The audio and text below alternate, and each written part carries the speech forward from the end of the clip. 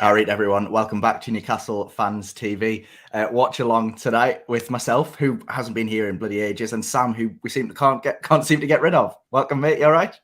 I wouldn't go that far. This is my first watch along since Norwich at home, I think. Bloody hell. It's been a while. I was at that game. Before we get into things, Sam, of course, we're going to hear a little bit from Lee about our sponsors tonight, OneFootball. Sam, what are you doing? I'm just checking through all my football apps just to get some of the latest news. Well, you don't need to. You need the OneFootball app. The OneFootball app sponsors Newcastle Fans TV, and it has all of the latest breaking news, putting loads of articles together. Even Steve Bruce is on there when he's been announced as West Brom manager recently. It's all up to date. The best thing about the app, it pings when there's breaking news. You need it, Sam. Get downloading the OneFootball app. The link is in the description for that. I'm downloading it now. We've all got it here at Newcastle Fans TV. Link is in the description. Go and treat yourself to that as well. It's a fantastic little app, and I'm sure you know that, Sam. I know that plenty as well. We'll find all the lineups and everything on there. We'll come to those in a moment's time. But yes, big game at the bottom of the table tonight, Sam. How are you feeling going into it? Terrified. Like every game lately. I'm nervous as hell. I'm absolutely terrified. It's a big game. I'm not surprised at our team. I have to be honest. I'm not surprised at all, and I'm not. I'm not having this, John B. I am not having that at all. Worst ad ever. Muller acting, selling stuff that's free. The Oscar nominations came out today, and I think I've got a late call coming in for Sam to be supporting actor there. We'll see you at the Oscars. Are you doing the voiceovers for the Oscar? Not yet. I'm waiting for the phone call. Maybe I'll host it. Who knows? I hope so. Do you have to piss off at half time to introduce Fleabag, or have we got you for the duration? I think we'll be all right. I'm here all night. I'm all yours. Don't worry. Good. Wouldn't miss this for the world. Just to put it into context, Matt's job is continuity announcer at BBC Three, so he's now in the top tax bracket. I wouldn't go that far. Scraping the barrel, I think, but yeah. Yeah, massive game at the bottom of the table. You already said you're nervous, Sam. I'm shitting myself, if I'm being honest. I mean, it's a game that if we win could start a massive run of fixtures for us. Kicking off with a good result would be absolutely crucial. Obviously, Everton, new manager under Frank Lampard, they'll be looking for a bounce. And I mean, they got it in the FA Cup at the weekend. They were fantastic against Brentford. I think it was 4-1 or 4-2 in the end. Yeah. So obviously they'll be feeling good coming off the back of that. We've had a bit of a warm weather training camp and a bit of a break. And obviously the new signings coming in the door. Only one starting tonight. Matt Targett at left back. We'll get onto the full team news shortly. But no Dan Burn in the starting 11 and no Bruno Guimaraes, as I'm told it's pronounced. He's on the bench as well. I was a bit panicked because I looked at the team news and I saw the bench and I didn't immediately see Guimaraes. So I honestly let out a little bit of poo, but it was Bruno G. Bruno G is on the bench. Bruno G is on the bench. I've been going with Guimaraes. See, that's what I thought, but I've been corrected apparently. So who knows? We'll go with Bruno G. I think that Bruno G is fine by me. Yeah, it doesn't surprise me. In fact, I would go one further to say I feel Manquillo might even be a touch hard done by not to start at left back tonight after his performance off the bench at Leeds. But I think Targett, who's match fit, ready to go, was always going to come in at left back. Burn yesterday in Eddie Howe's presser said he's got a toe fungal infection. Yeah. Sorry for anyone who's still eating their dinner. So and then Bruno's obviously only been in the country since Wednesday or no, what day are we on? I'm lost. But he's not been in the country long, and then obviously he would have only trained once, tops twice with the new lads. So it doesn't surprise me whatsoever that he's on the bench. The same with Everton, really. Van der Beek and Dele Alli are on the bench, aren't they? Yeah. We'll come to that in a moment. But first, before we get to the lineups for both teams, we'll throw it back to the Leeds United game. Seems an age ago now. Those players that did perform on that day kept their place. You know, like you say, Manquillo probably a little bit hard done by not to be in with a sniff today. One that stands out for me in particular is Joe Willock, who I think the first 45 was one of the worst halves of football I've seen from any individual from his perspective. Second half was a lot better, but he was flagging by the end of the 90 minutes. He was really struggling to keep up with the pace of the game. So I thought that he might have made way today because he's still not at that level of match fitness that we need him to be, especially with the prospect of a Van der Beek or a Dele Alli starting today. Obviously, we know they're not, but that could have been the case. I don't know what you think of that, but I'm surprised that Joe Willock's in the starting lineup today. See, I'm not. I think he grew into the game a treat at Leeds. He was probably flagging because most teams do flag towards the end against Leeds. They absolutely run their backsides off, don't they? But I think the team in general look a hell of a lot fitter than what we have done, say, a couple of months ago. So that doesn't concern me. I think it is a big game for Willock because he had a good second half, grew into the game nicely, as I say, but he needs another performance. He needs to start making them runs from deep and arriving into the box late and getting on the end of stuff like he did back end of last season. He hasn't done that so far this season, and he has been disappointing in places. But look, the pressure's on for all of them in the midfield now with Bruno on the bench. So there's places up for grabs, real genuine competition for places. So yeah, it's the making or breaking of a lot of people in the squad. Yeah, I mean, the decision to leave Bruno Guimaraes out is a split opinion. I'm sure that we can see some of the comments coming in. I mean, this from Adrian saying, Bruno's only had one training session with the squad. Like you said, Sam, he only arrived from Brazil on Friday. It's an understandable decision from Howe. And Eddie Howe in his press conference said, he'll be broken in gradually. When he's ready to start, he will start. He's undeniably a quality player. But the Premier League is a new challenge that we've seen the best players fall at the first hurdle by chucking them in at the deep end. He probably doesn't have that kind of relationship with his teammates yet. Obviously, we know him and Joe Linton are best buds already. But to chuck him in at the deep end in such an important game, you can understand the thinking behind it, right? Yeah, he'll start on Sunday. Yeah. he'll start on Sunday against I wouldn't Villa. be surprised to see him get 45 minutes tonight, if I'm honest. If we're struggling in the game, I can potentially see one of the midfielders being hooked and chucking him on to try and do something with the game if we are getting overrun in that midfield. I hope we don't, but you kind of want to bring him on after 70 minutes, like you say. If Willock is starting to flag, then some fresh legs in midfield, get the crowd on their feet with 20 minutes to go for that last push towards full time. But look, time will tell. There's a lot of pressure, and it's not just our game, of course. Tonight, there's two other games in the Premier League tonight, both affecting us as well. So it could be a brilliant night, but it could be an absolutely terrible one as well. Yeah, I mean, I dread to think where we'll end the night. I'm a bit nervous what mood I'm going to be in come the end of tonight. We'll have a quick look at the lineups then in just a second. But Philip in the comments said, "Can't believe he hasn't started his best 11." In Eddie we trust from Conrad.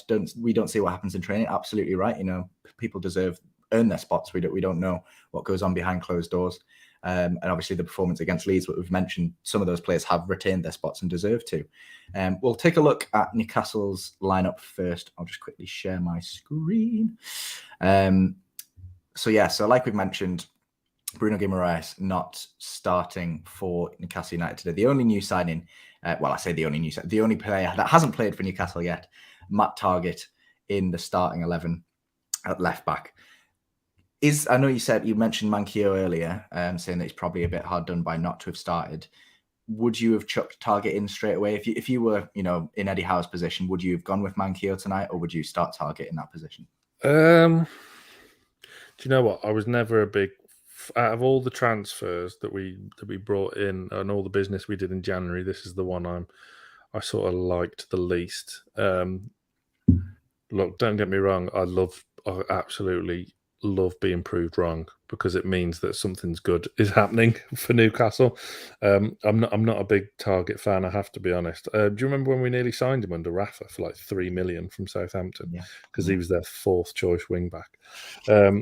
He did well against Villa he did well for Villa, last season. Hasn't had the greatest of times this season, hence why they beat us to the signing of Luca Dean.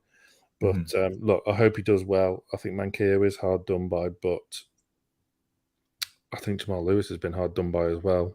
And Paul Dummett's injured again. look, I'm not against bringing in a new left back by any means, but it's not like an out and out quality replacement like we've got Trippier, for example, who's just head and shoulders above. I mean, the other big selection was the central defence, and some people might be disappointed to see Lascelles start. I am more disappointed that he had to go off against Leeds, because if he'd have got through that 90 minutes with the clean sheet, you would have seen hopefully a lot more confidence from the guy, but he had to go off injured. So there was some dodgy moments at Ellen Road in the first half from Lascelles. So I hope there's none tonight, because I don't think we can afford any.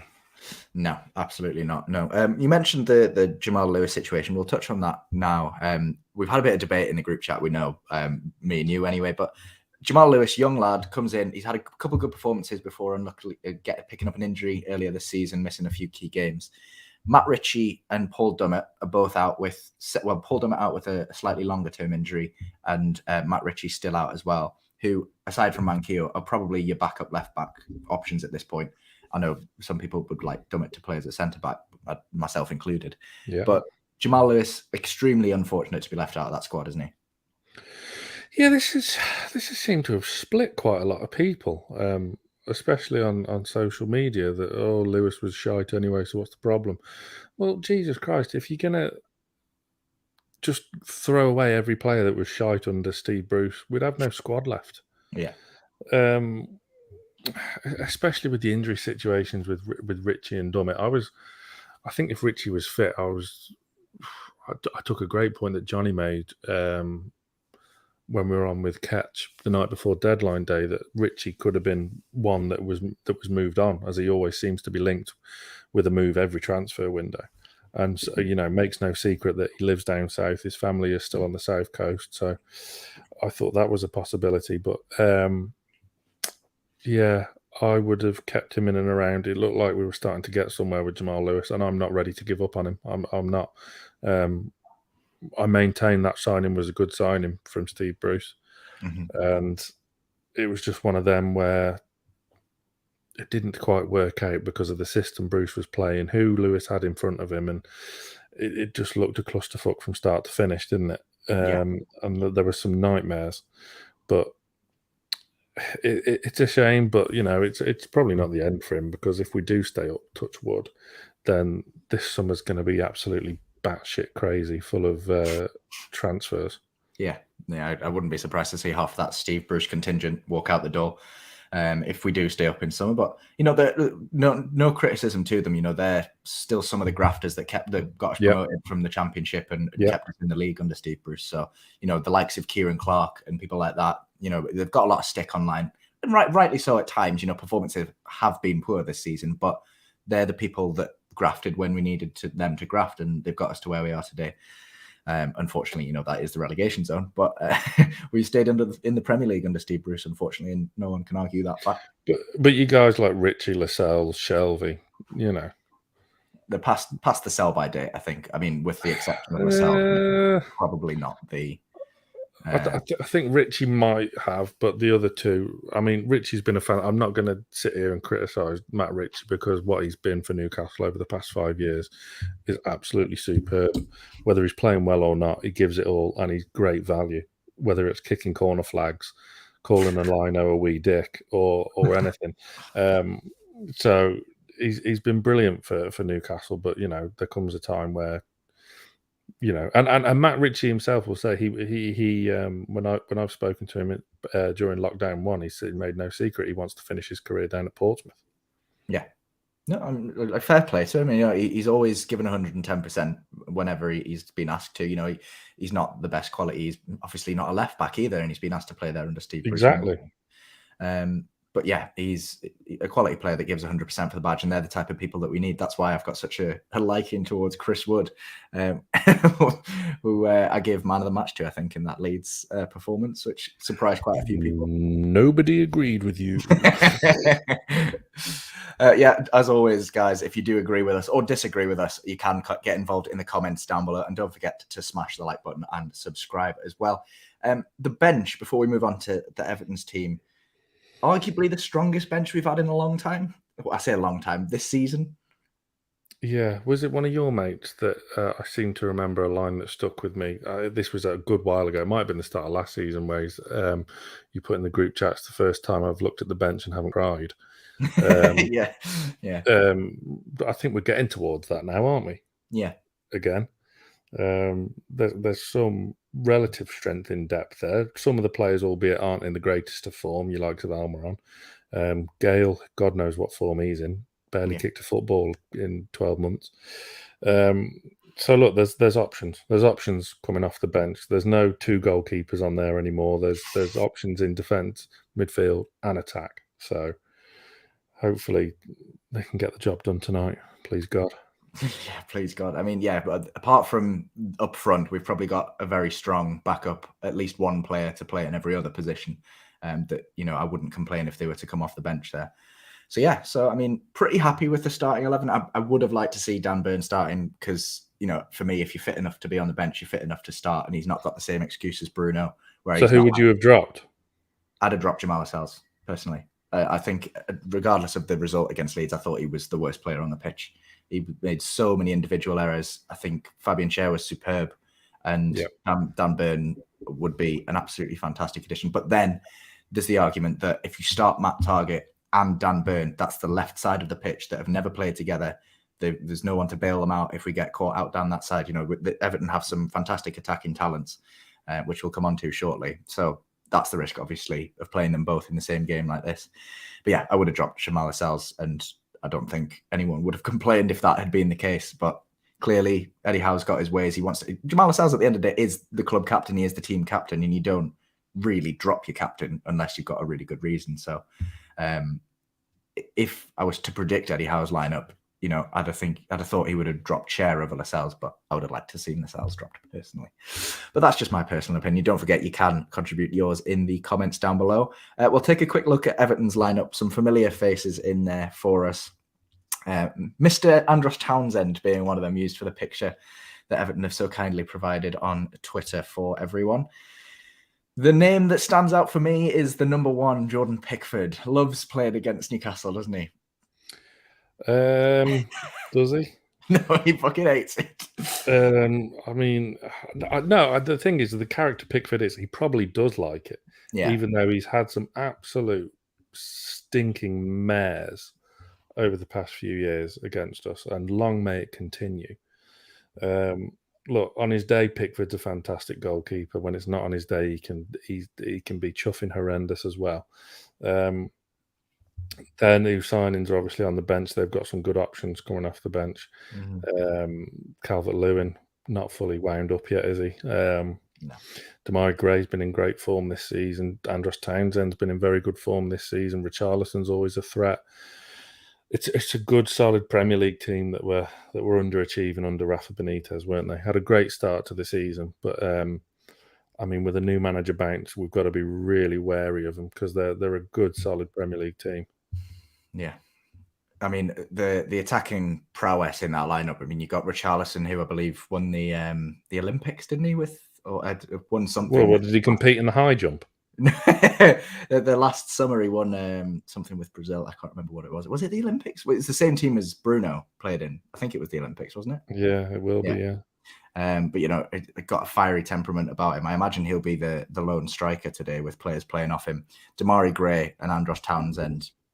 Demarai Gray is hitting fantastic form earlier in the season. He's dropped off a bit since, which will probably mean he'll score a hat-trick tonight. But constantly a threat on the ball. He's got pace, he's got trickery, and he's got that end product, which he's shown time and time again. Be interesting to see which side of the pitch he lines up on. I'll probably expect him on the left, so matching up with Kieran Trippier with Townsend on the right. But then you've also got Anthony Gordon coming in as well. So I don't know where they'll deploy him this evening. I think out wide, in the wide areas, there's going to be some really key battles going on.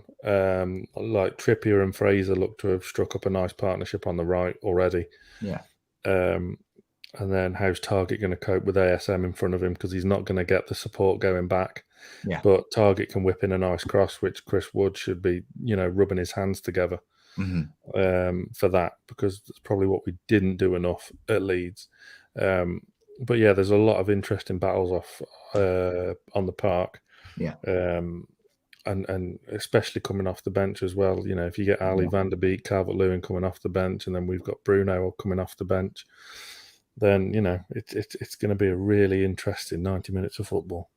It looks to be an interesting matchup. I presume it's going to be a back five for them. We haven't seen much of their setup under Lampard, but, you know, you've got Mina, Keane and Holgate starting. So unless he's asking Holgate to play at left back, looks like it's going to be a back three or a back five with Coleman playing on the right-hand side and probably Gordon playing as a left wing back, I imagine. And then obviously Gray and Townsend on the wings in front of them. Very defensive if it is a back five. And we saw against Leeds, we struggled to get the ball up the pitch and players to support Chris Wood. Who do you think for Newcastle today is going to be the player to kind of connect the midfield to the attack and get up and support Chris Wood? Because it can't just rely on saint-maximin all the time. No, that's what Willock needs to start doing more of. And this is why Bruno's going to be so key going forward. Because he's that linchpin that can start an attack, get the ball moving and get us up the pitch, which you're right, we don't get up the pitch quick enough at all. We're too slow getting out. Obviously our counter-attack looks fast, but that's purely because of ASM and ASM alone. But yeah, Bruno's going to be key. But as opposed to tonight, Willock, it's got to be Willock arriving in that box late, supporting, getting on the end of things, getting shots off from the edge of the box like he did so effectively back end of last season. Mm-hmm. Yeah, I mean, he's got to start picking up some goals and assists, bless him, for his confidence, if nothing else, because, you know, he was fantastic towards the end of last season. And I was slated in the summer when we went out and paid 25 million. And I said, that's far too much for a player like that. You know, he clearly doesn't want to be at Arsenal. Yeah, I know there's the English tax and everything like that, but we paid for his form, is what we paid for. If he hadn't hit the form that he had at the end of last season, you're paying 10, 15 million pounds at most. Yeah. And I'd agree. And you know, I'm only justified because he has hit a rough patch. And hopefully, like, fingers crossed, he can come out of the other side of that and start putting in the performances, even like half as good as he was towards the end of last season. It would be good enough, you know. But yeah, we really need to start getting some players up in support of Chris Wood, because he can't do it all on his own, as much as I'd love him to.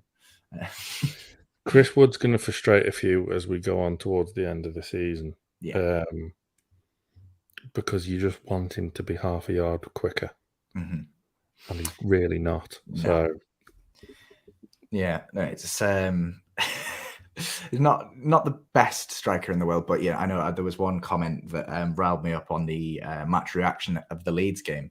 I think it was the day after, and we were talking about it, and someone said that there was a pass played into Wood, and he was half a yard off it, and they were screaming that he missed an open goal, and I was just frustrated because I don't know if you remember, it was me, you, and Johnny on the reaction of the day after. And I was saying that, you know, the player playing that pass should know it's Chris Wood and adapt to that. And even though he didn't reach the ball in the first case, he recycled the chance and gave a better opportunity to Sean Longstaff as well, which is why I like him so much. You know, he didn't just throw his hands up and give up on the chance. But yeah. Look, he's like big lads like that are aerial threats. They're not built to be pacey, are they? So look, if we get half a dozen goals out of him between now and the end of the season, that's job done.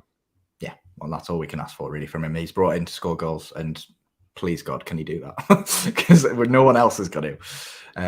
Yeah, a bit disappointed we didn't bring in a striker in the transfer window, in my opinion. I know we tried. But it wasn't one for not trying. No, every striker that seemed to maybe score a few goals this season, we seem to be after. Yeah, so we're relying on Chris Wood and maybe Dwight Gale to bag us a few goals before the end of the season, before Callum Wilson's back for like the last 2-3 games. Whatever he is back for now that he's out long term. Yeah, we don't know exact return date on Callum Wilson, but we know it's longer than expected, which is just great news. Apparently. Yeah. End of April. Which is fantastic. What's that? Three games in May if we got 4? I think. Yeah. I mean, like we need to be safe by May. Because our run-ins, apart from like Burnley away, which we don't want to be going to Turf Moor needing anything at the last day of the season, but like the 3 games before that is horrific. Yeah. Personally, I'd love to see Dan Burn versus Wakehorst just battle it out, just 1v1, like a boxing match in the middle of the pitch to see who stays up. For that. Yeah. You know I love my boxing. I'll take that. Yeah, you mentioned earlier the other games going on tonight. We've got about 5 minutes till kickoff. Get your score predictions in the comments below and we'll run through a few of those as well. But yeah, the other games tonight and tomorrow. So the 2 tonight are massive. Both teams in and around the relegation zone. Burnley versus West Ham. No, I've got that completely wrong. Watford versus West Ham away at West Ham. And then Burnley host Man United, who kick off 15 minutes later than us. So they're kicking off at 8 o'clock. Very tough fixtures for both of those teams. Realistically, you've got to expect them both to drop points, maybe a draw for one of them. Worst case scenario, they both get wins. Man United not in the best form after being knocked out of the FA Cup by Middlesbrough. West Ham got beaten by Leeds last time and then obviously knocked out of the... No, they didn't get knocked out. They nearly shithoused their way to a win over Kidderminster. Yeah. So they're tonight. And then Norwich are hosting Crystal Palace tomorrow at 7:45 as well. So 3 huge fixtures. At the end of tomorrow night, we could be out. Well, at the end of tonight, we could be out of the relegation zone with a win. At the end of tomorrow night, we could be out of the relegation zone and clear by 2 points if Norwich don't get a result and Watford don't get a result. We could also be bottom of the league. So it is a huge game tonight. Obviously, the crowd packed out at St. James's. War Flag's doing a big display tonight in Gallagher and, of course, and the Leazes tonight as well. Yeah. I'm just watching on the TV there. They've got the big Bruno flag up as well, which is lovely to see. So how are we? Got 3 minutes till kick-off. Let's run through some predictions then. Let's start with... Do you know what? It wouldn't surprise me to see Burnley shithouse a win against Man United. Yeah, absolutely would not surprise me. At home as well. And, they got a decent result last week against Watford. It could have been a win. But, it would not surprise me because Man United are just typical. All over the place, aren't they? Yeah. Right, reluctant game. And Newcastle going to win this game 2-1. I bloody well hope so. We've got a few more conservative ones, some negative Nellies in the comments. I'm not sure if he's an Everton fan, this one, because he's got a blue profile picture, but 3-1 Everton from Stephen. Thanks for your optimism. Sammy saying 2-1 as well. Dark's getting a very confused, unless he's just talking about a different game. 3-1 Manchester United. So I think you're on the wrong stream, Darks, but you're more than welcome to join us as long as you don't grief us too much. Yeah, we've got me and the voice of BBC Three. Yeah, with you all night long. We've got the big surfer flag out at St. James's, the massive one with all these signatures. The We Are the Man. I've been under that. Yeah, my name's on it somewhere. Yeah. So, I mean, when I was under it, we lost 3-0 at home to Chelsea, which was a horrific day. You didn't need to say that, did you? Mike chipping in 2-1. A lot of 2-1s tonight. 2-1 the two and away the lads. I'd hope so. I'd really, really hope so. A reluctant gamer, getting on my kind of wavelength. Wood to score in the first 5 minutes. I'd love it, but I'd also hate it because we'd bloody sit back and defend for 85 minutes. So 21 points dropped from winning positions so far this season. The worst. 21. I think that's the worst in the top 5 leagues in Europe, I think. Norwich. Well, yeah, it is shite. And I saw this same stat. Norwich, who are of the teams outside the top 6, they have dropped 0 points from winning positions because the 4 games that they take the lead in, they have won all 4 of those games. Maybe Clark was right to bring down Pookie then. Maybe he was. I don't think he was personally, no. We've got Jules, very optimistic. Wood hat-trick. Hope so. I really hope so. Yeah, Stephen confirming he is an Everton fan. Well, you're welcome. I hope your team lose, but you're more than welcome to join us on the watch along with me and Sam. I can see Brandon waiting in the background. We'll bring him in once we get underway. People still confused as why Bruno and Burn aren't starting. Well, Kenneth, a little confused why Bruno isn't starting. Burn's a bit different. He's got a poisoned toe. But don't get Bruno not started. Well, Eddie Howe in his press conference, we've covered this. He said that Bruno is going to be eased in gradually to the league. It's completely different when you're adapting to a new league. So I wouldn't be surprised to see him get a run out today, but obviously not going to be in contention to start. BT Sport have Everton lining up in a 3-4-3, like we predicted. Allen and Gomez in the midfield. Not a lot of pace between them there. So Joe Linton and Willock could have a field day. Could. Depending. I mean, Andre Gomez, personally, I don't rate him. He's got good passing ability, a bit like John Joe Shelby, but his defensive awareness is a bit shocking, whereas Alan is the opposite. He's a good all-round player, Alan. But not very defensively minded in that midfield, Sam. Gomez, screamer incoming. I'm just going to leave. Well, yeah, because you've got to go and introduce RuPaul's Drag Race, haven't you? Right, we'll bring Brandon in then. Hey, Brandon, you all right? He is. I'm good, thank you. Well, welcome. Thanks for joining us. Thank you. No worries. You feeling optimistic? Based on last performance, yeah. Sure. If the Leeds performance was good, hope we can get that one going. And the win over the Saudi team as well. So, win is a win, Yeah. So, I think I'm optimistic. Yeah. Well, fingers crossed anyway. Game's just kicked off on my stream anyway. Joe Linton rocking a fresh haircut. Chris Wood and Matt Targett both had a hairdresser travel up to Newcastle to cut their hair in the hotel room before today's game. Do you not have hairdressers up north? Who knows? I don't know why they've done that. But yeah, so everyone looking their best for what will hopefully be another 3 points for us, which would take us out of the relegation zone as things stand. Stop saying that, because it's just... Okay, we're gonna end tonight bottom of the Premier League. Is that better? Yes. That make you feel better? Okay. Yes, because then it can't get any worse. I remember I was with Sam on the watch along with the game against Man U, and we were leading for a long time. And Sam also said, "Don't jinx it, don't jinx it," and we all know what happened. Oh yeah, I was on the Man United one, wasn't I? I thought I hadn't been on one since Norwich. That's the last one I've been on, actually, the watch along. I've not been on for a while. Yeah. I don't know if they've not set up properly yet, but it does look like a back four for Everton with Holgate playing left back, Gordon on the right wing, Townsend on the left wing, and Gray playing as like a number 10. So a 4-2-3-1. No, they've only been going for 90 seconds. A 4-2-3-1, because Gordon is playing on the right hand side here, very high up. I was expecting him to be a left wing back, but no, he's playing higher up past Seamus Coleman. So it does look like a back four. Or if it is a back three, then we've got Andros Townsend playing left wing back, which I'll be right back first. Give the ball away. Is that Shelby or Joe on the ball? Oh, don't shoot from there. That was actually not. Did you just say, is that Shelby or Joe on the ball? As in Joe Linton? Joe Linton, yeah. Okay, that's good. Because he didn't No. I was just very confused how you could get John Joe Shelby and Joe Willock confused. I dropped out real quick, guys. Oh, wait, someone is calling me. That's why. Wait. I know we know you've got more important things to do, Brandon. No, I have to reconnect my earbuds again. Okay. Direct. 1 second. Jordan Pickford already not happy with his defence, giving Michael Keane an earful for misplacing that pass. He was a bit shaky. He came out and claimed a ball on the ground and nearly slid out of the box with the ball in his hands there. So he's clearly rattled already. Playing. I'm trying to figure out. Is he in front of the? No, he's not in front of the Gallagher. In front of the Leazes. In front of the Leazes end. Which is I'm sure the families are giving him loads of stick from there. Yeah. Yeah, defending the Gallagher end in the first half for Newcastle. I mean, it's exactly the same formation that we played against Leeds, a 4-3-3 in attack, a 4-5-1 in defence, Ryan Fraser on the right wing. Pressing. Got the high press going on again, haven't we? Yeah, we do.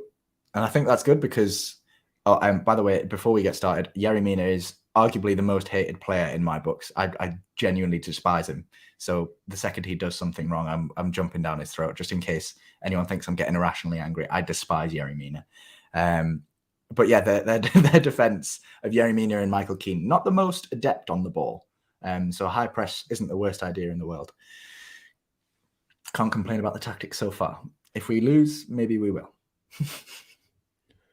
Yeah, but 3.5 minutes. See, we're winning the ball in midfield. Yeah, putting them under a lot of pressure. This game has started at 100 mile an hour.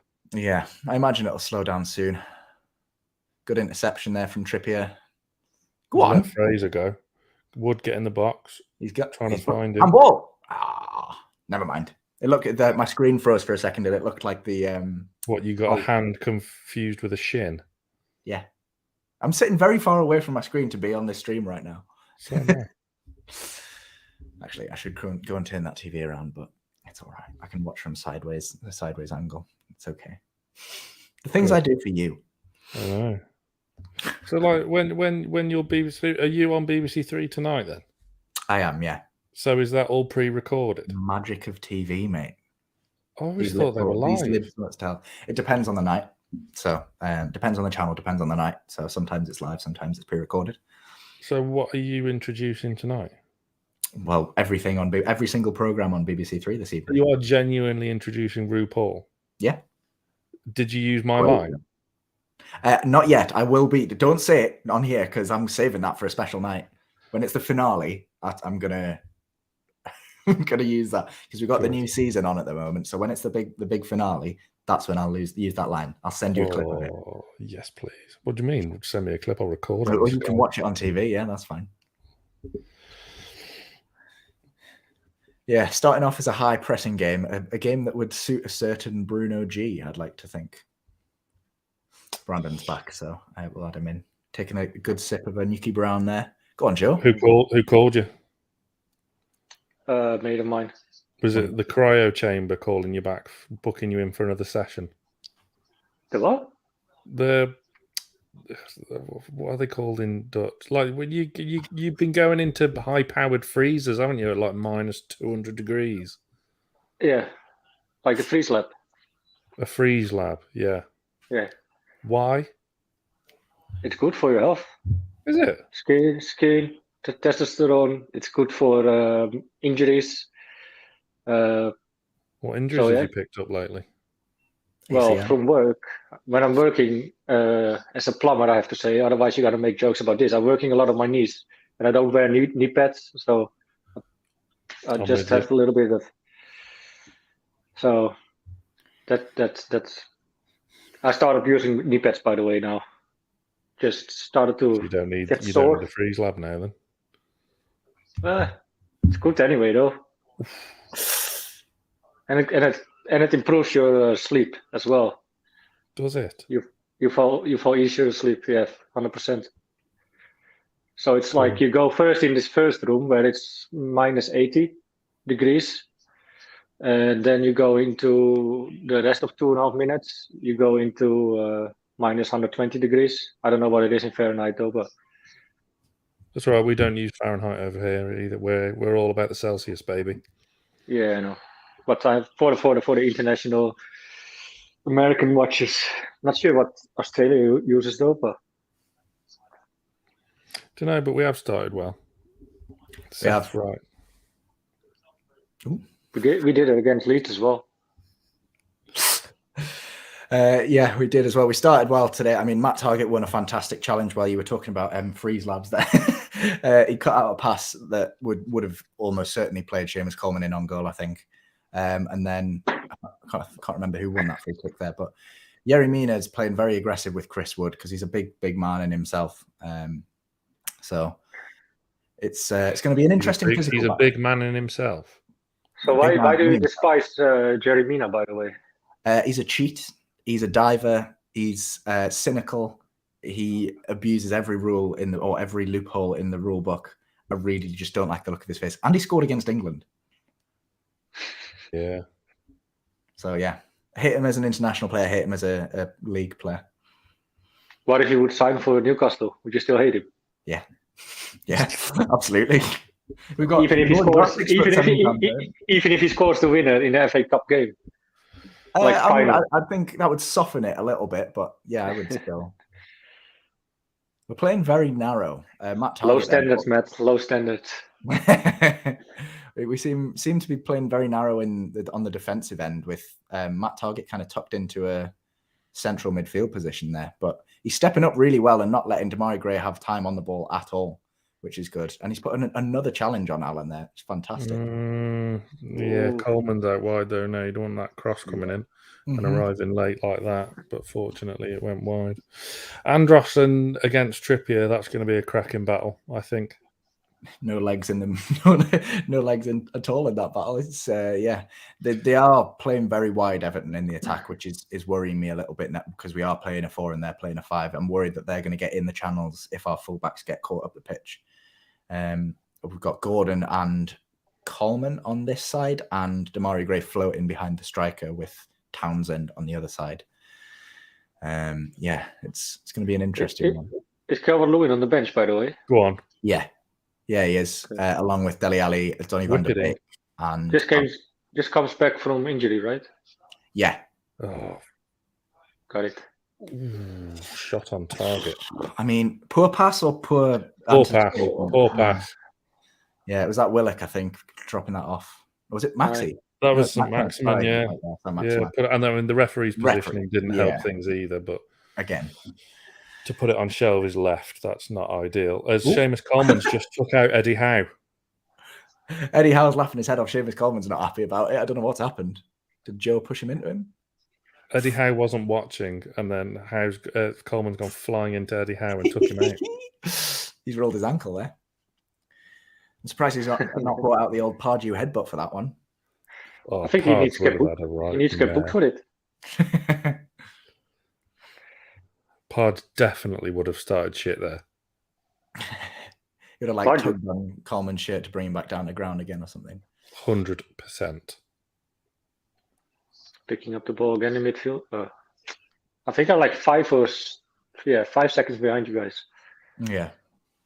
Hey, at least we've got no like 30 seconds, 2 minutes behind. I'm watching on the BT Sport app, so yeah, I'm not. Well, so there you go. Watching on my Dreambox. Is that legal? Perfectly legal Dreambox. Of course it is. So Brandon is in Holland, so he's not under UK law. Yeah, no piracy law breaking here. Come on, lads, put pressure on the ball. Jonjo. Jesus. Jonjo's just jogging back, watching him.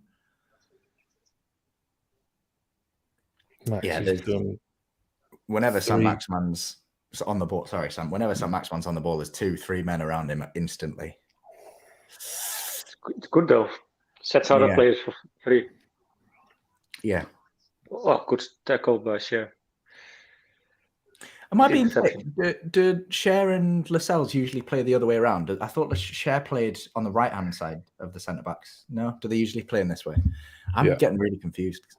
I think they're like this normally always. Lascelles always on the right. What's he doing? Why does he let that go? And breathe. Just breathe. Keep breathe through it. Just flashes a shot past the post there because Fabian Cher, for some reason, just lets a loose ball get past him, wrong-footed, off balance, and then Richarlison's snapshot goes about 5 foot wide, but it was a chance, half chance at least. Yeah, don't want me giving them too much more of them. Callum Wilson in the crowd there. God, he's a handsome man, isn't he? Yeah. I like his vibe more, though. No joke. Yerry Mina going over the top of Matt Targett and Joe Linton there and somehow coming out with the ball. Like I said, he's a big man in himself. Was that a loophole as well, Matt? No, he's just big physical player. Okay. I mean, some refs would have blown for a foul, but it's not this one. Did you see Matt Targett's video with the club? Did you see Matt Targett's video with the club official YouTube channel today about who his lookalike is? Yeah. I didn't. The Shermanator from American Pie. I think I can see why. Some of our audience are too young to understand that, but I don't think. Ask your mum and dad for the DVD. It's got boobs in it and everything. Yeah, I think a couple of the comments may be ahead of us on the stream. So if you want spoilers, don't. No, well, I've got my device that I'm using to watch the game on covering the comments. Yeah, well, we've got Mason Holgate going into the book for a very rash challenge on Ryan Fraser, which has left Fraser in a heap on the floor. Doesn't look to be moving. That was a nasty one. I don't know if I'd like to see that. I've seen it on a replay. I'd like to see it again because he goes in, studs up while Fraser's foot's planted in the ground. Oh, he's still down, Fraser, as well. Looks in a lot of pain. Surprised. Here we go. Could this be upgraded to a red? Let's have a look. No. It's a sore one, but it's not a red card. No. He stands on his foot. It's not dangerous. He kind of kicks him with his trailing leg as well, which will be painful. Tries to go for the ball, though, as well. Yeah. But Fraser does seem to be in a lot of pain, which is not good. You'd like to... Murphy, Almiron as a replacement if someone's going to come Murphy. off Murphy. Yeah, you probably would say Murphy, given the form at the moment. Yeah. But, wasn't Fraser statistically like the worst player in the Premier League so far this season? Yeah. What a load of bollocks that I don't understand how they calculate that. Ridiculous. Probably first half of the season when Bruce was still on. Yeah. Well, when he was playing centre mid. Yeah, he looks uncomfortable, Fraser, but it's that type of thing that he looks Impact injury in it. Yeah, I We think he'll saw, carry on. but- Wait, it's his own stupid fault for wearing like little chickpeas for shin pads. Well, who does he think he is? Jack Grealish? Most of them have though. Well, I know, but if you're a winger like a rapid winger, you're gonna have to expect to get your shins clattered at some point.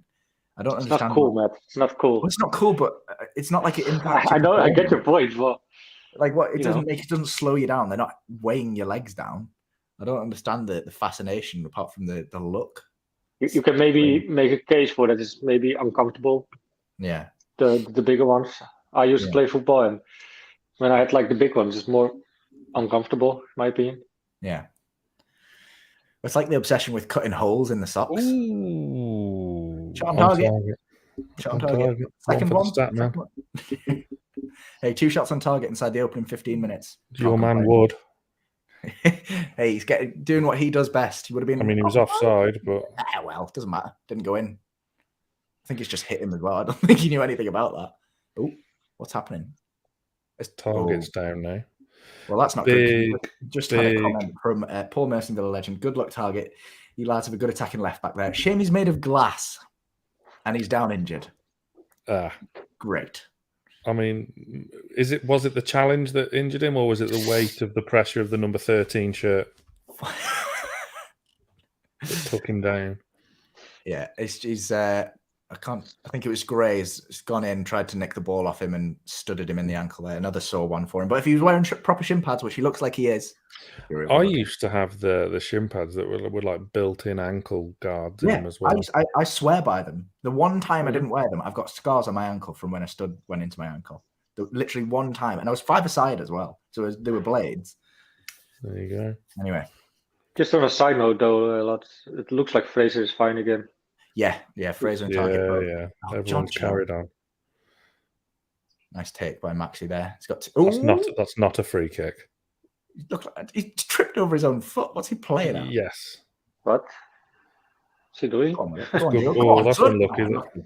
That's unlucky. That was good work. Ooh, he's been done by Andre Gomez. That was sold him a dream. That's the thing I don't like about Maxi. He's always so much complaining, you know. Yeah. That's what they do, them kind of players. But the thing is, like, we've gone so many years with genuine, honest players that never, like, dive, never ask for fouls, and we were worse off for it. And now we've got players... Ben Arfa? Yeah, but, like, once in a blue moon. Mostly, we've had honest players that wouldn't try and buy the foul. And now we've got, one or two that will. Albion has a bit as well. Yeah. Like, he's a player like when Eden Hazard was back in the league, he's the most fouled player in the league. Saint-Maximin does get kicked up a height, so you can understand why he goes down easily because, sometimes if he stayed on his feet, he might get seriously injured when someone comes in with a 2-footed killer. Yeah, he's literally tripped over his own foot. Sorry, I'm just watching the replay. Literally tripped over his own foot. Yeah. Well, that's what these flair players are all about, though, aren't they? Not tripping over your own feet, but, they're going to be the most foul players on the park. Yeah. I don't like the look of this. No, me neither. Overload on that right-hand side. Deflection. Not getting close enough. Oof. That'll go out for a throw. It's one of them where the camera angle sells you. Yeah. Andros Townsend using his right foot. Who'd have thought? Oh, it hasn't gone out for a throw. It's a corner, isn't it? That's all right. I'd say so. Yeah. It is. I mean, you'd like to think three, maybe 4 aerial threats of theirs. Mina, Keane, Richarlison, Holgate, and then you've got Wood, Joelinton, Lascelles, and Cher to match up with them. You would have loved Dan Burn as well. But... Yeah. Well, it looks like Kieran Trippier's marking Mason Holgate, so that's an interesting matchup. As you do. Keeper's not come for it. Oof, Yerry Mina's won the header. Safely over. God, he's massive, isn't he? I think he's 6'5", but he's just a unit. He is. I was just going to say the word unit is the correct word. He's a specimen. I saw a graph the other day of something like when rugby union players tackle, it's the same equivalent of like a 2-ton fridge being dropped on you or something like that. Get rid of the fridge measurement. Just you measure it in Yerry Mina's. It's ridiculous. He's an absolute monster. I played rugby for the school team once in my younger days. Just What once. position were you? Just once. Didn't like it. Okay. Talking about monsters playing Yeah. rugby. Yeah. I was in the second row. I was number 4. I was Martin Johnson. Were you big for your age at that point, or were you tall? I was an absolute rake. Yeah, were you? Well, to be fair, height can be power and Oh no, not me. No. Strong breeze would have knocked me over. Yeah, I never made a second appearance. No. By choice? Bit of both. Yeah, fair enough.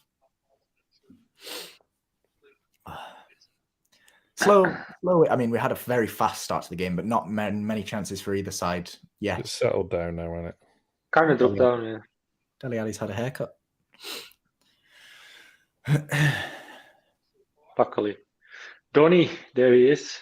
Yeah, I'm worried that Van der Beek will come on and rip us to shreds. I think if Van der Beek and Ali come on, I think that's when we'll see Bruno. Yeah. Still have to see though. Like, he hasn't played a game for God knows how long. But I know, but quality players, both of them. He probably only played for the Dutch squad though. Yeah.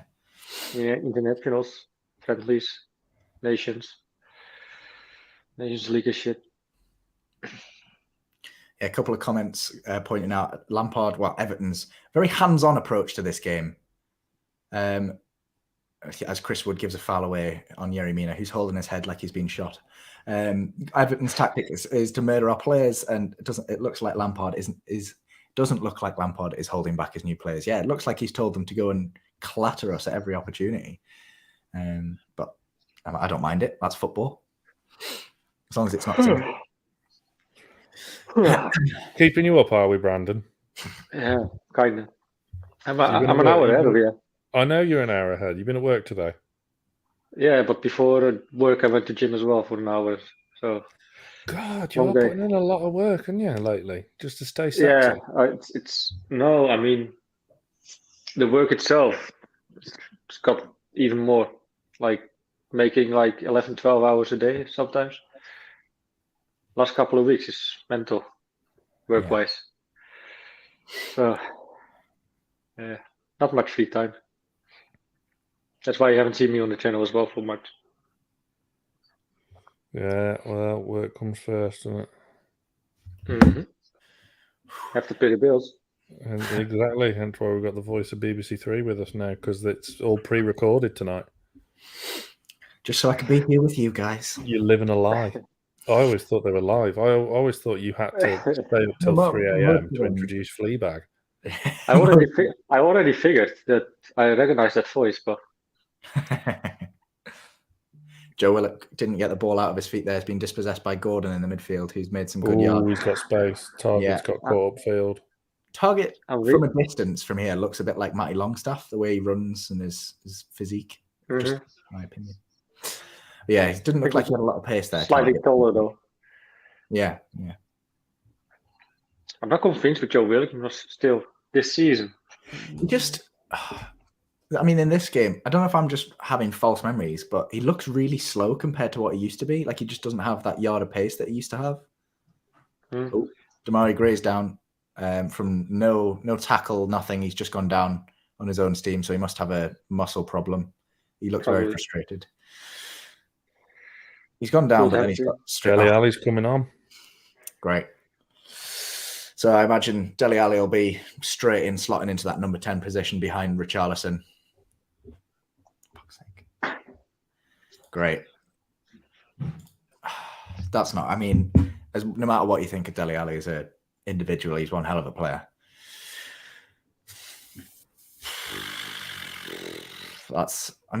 Gray's a threat, but I'd much rather have him on than Ali, personally. Different type of threat, albeit, Gray's got pace and skill to run at you. Ali will slow it down. He's still got the skill, but positioning wise, he's just so much more aware of where he is on the pitch, and probably a better number 10 than Gray's suited to. Yeah. But, I would compare this to Jesse Lingard. It's either going to go really well for him or he's just going to fizzle. He looks weird in an Everton kit. Like, it just looks superimposed. It just doesn't look right. What do you both make of Rooney turning down the Everton job? Sensible. Yeah, I mean it's probably still going to go down with Derby. I think he's very much invested as well in the Derby County project, so to say.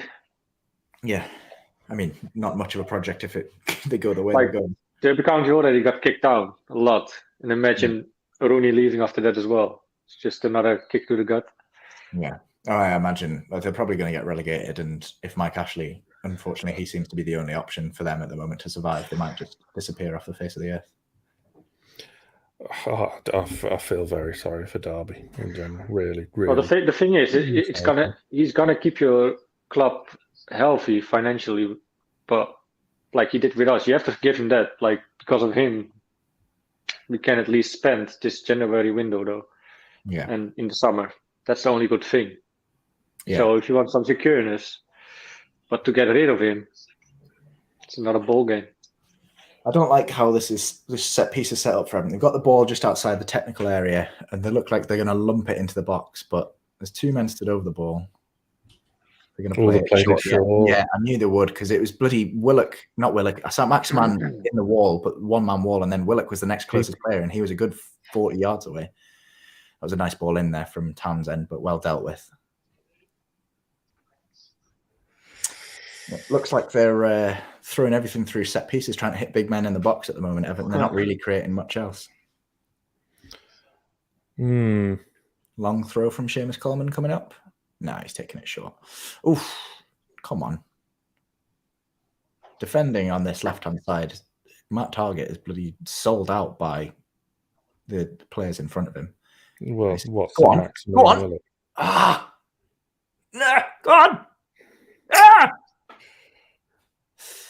No, he could have broke there. Fraser was in loads of space, but a mixture of Joe Linton and Wood couldn't get the ball under control to play him in. Oh, Fraser's nicked it, though. It's just got away from him. Good high press, though. We're stepping up. We're not just sitting back on our goal line. We've got, as I can count, 2, 4, 6, 8 men in their half when they're in possession. Ooh. Like, to be fair, we don't really do that anymore since Hound came in, sitting back that much. Okay, we did against the bigger teams a bit, but even when we played Man U, I remember we were still going for that second goal. We didn't sit back really at Man U. Yeah. Not really a part of our game plan anymore. Sean's just tuning in. How are we playing, Sam? All right. I mean, I'd say it was a very even game, to be fair. There's not been one real clear-cut chance where the keepers really had to work. But look, we're doing okay. It's very 0-0 at the moment. It is very 0-0. Why would you play that short? There's 4 Everton players around. What's Max?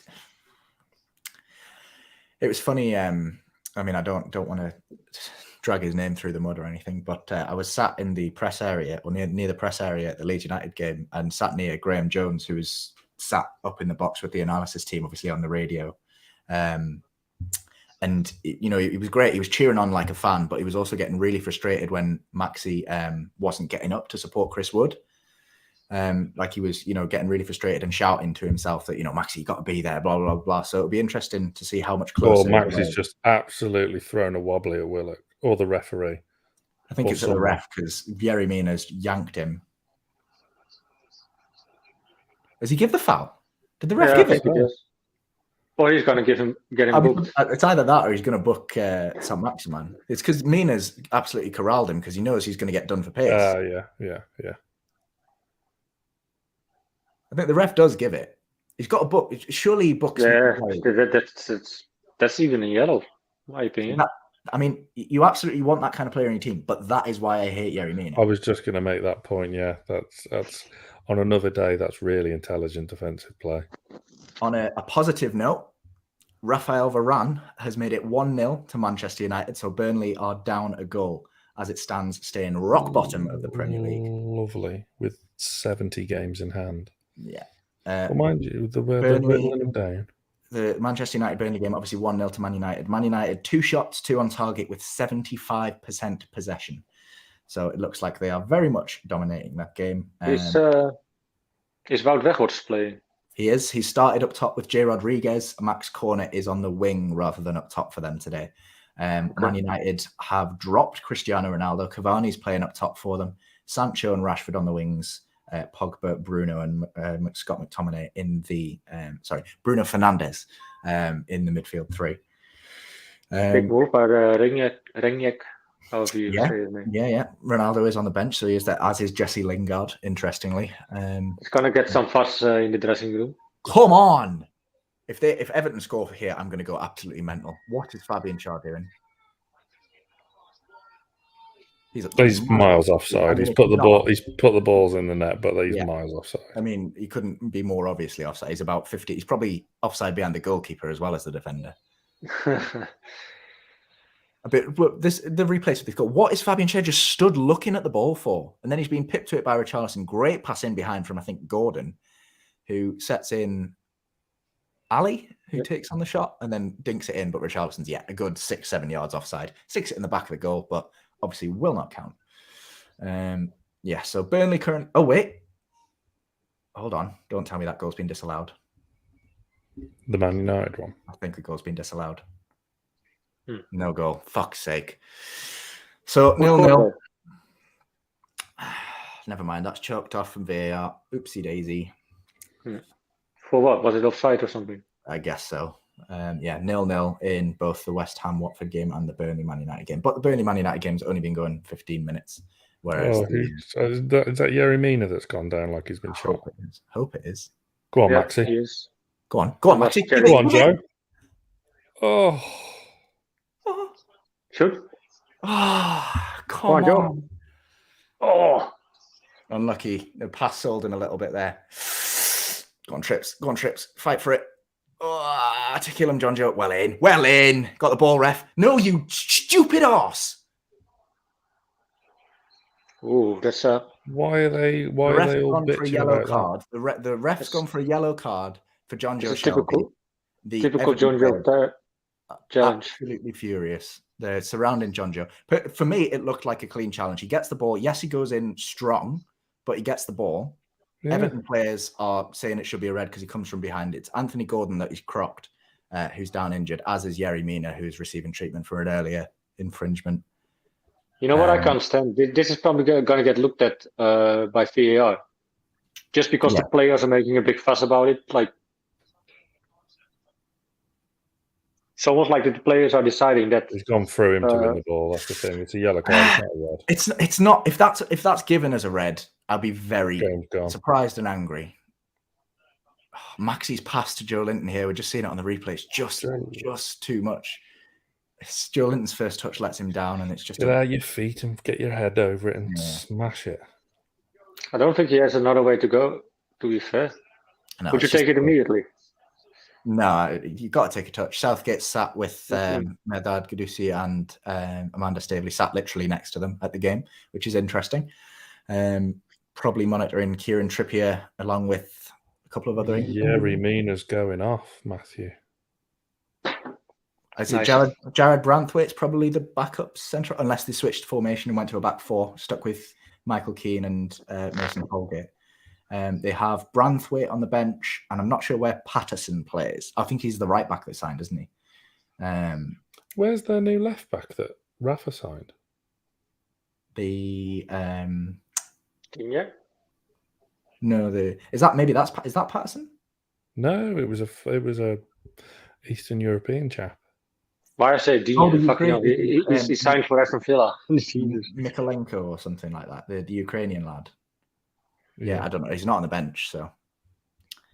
Branthwaite is coming on for Yerry Mina, apparently. Which, I mean, he's a young lad. He has played a few games for Everton. I recognise his name. He looks like a big unit as well. So that's 2 subs already. Which is great because... it's just normally us. Yeah, well, it's normally us, but also only one of Dominic Calvert-Lewin or Donny van der Beek can now come off the bench. That's a positive as well. Good news, Man United have finally scored, apparently. A couple of comments saying that they've scored. The Google score does say that they have scored. I will be back ever so briefly. Oh, don't leave me. Yerry Mina straight down the tunnel. Straight down the tunnel to receive treatment, and as Damari Gray was, it looks like Paul Pogba scored for Man United in that game, which is good. 18 minutes on the clock for them. Not ruled out this time.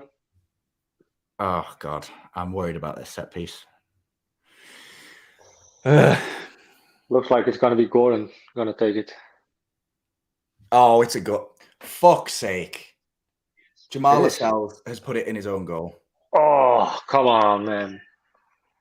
We don't deal with the first ball into the box. It bobbles around the box. Someone attempts to clear it, and it bounces off Lascelles into the goal. Why can't we defend? It's honestly a joke. Like, the ball comes in. Where's the first header away? It's a great block on the line. I'm not sure who it is. It's maybe Trippier or Targett. I think it's Cher. Is it Cher that blocks it eventually? Yeah, I think so. Oh, no, it's Targett, I would say. I don't know. It doesn't matter. It's at the end of the day, it's in the back of the net. 1-0 up Everton, and that is the sloppiest, scrappiest shit goal that you will ever see. Shocking defending. We looked like we won the first ball there, but it's just rebounded. So lucky. Oh, and we give the ball away immediately from kickoff. This team is going to... does my head in, honestly. Come on, capitalize on it. Beautiful. Go. Go on, Joe. Oh, get it out your feet, man. Good move there. Ryan Fraser fed Joe Willock after we intercepted the ball on high press. Joe. Corner kick. Joe is dancing. Oh, lads. But it's gone out for a corner, though. Kieran Trippier standing over it. Everyone's piled into the box for this one. So another set piece, another dangerous moment for us. Kieran Trippier. Lascelles, please redeem yourself. Great ball in. Lascelles! It's in! Yeah! No way. Yes, he scored. He's headed it. It looked like he's going in off the bar. Jamal Lascelles directly from the Kieran Trippier corner. Jordan Pickford is fucking fuming. Useless. What a ball in from Kieran Trippier. Swings it into the back post. Jamal Lascelles, brilliant run. Credit where credit's due. He runs late from the edge of the box. Nobody picks him up. Rises high. Power header. Don't tell me that's offside. No. It looks like Shelby. So Jamal Lascelles has headed it. Hit the bar. It's rebounded. So Shelby's it's gone in. It's an own goal. There's no way. Oh, yeah. Well, Mason Holgate own goal. It is 37 minutes in, and it's 1-1 through 2 own goals. I don't believe it. I preferred it to be Lascelles, actually, because I said, Lascelles, redeem yourself from the corner kick. He did. Looked like it, at least, but it's an own goal. Damn it.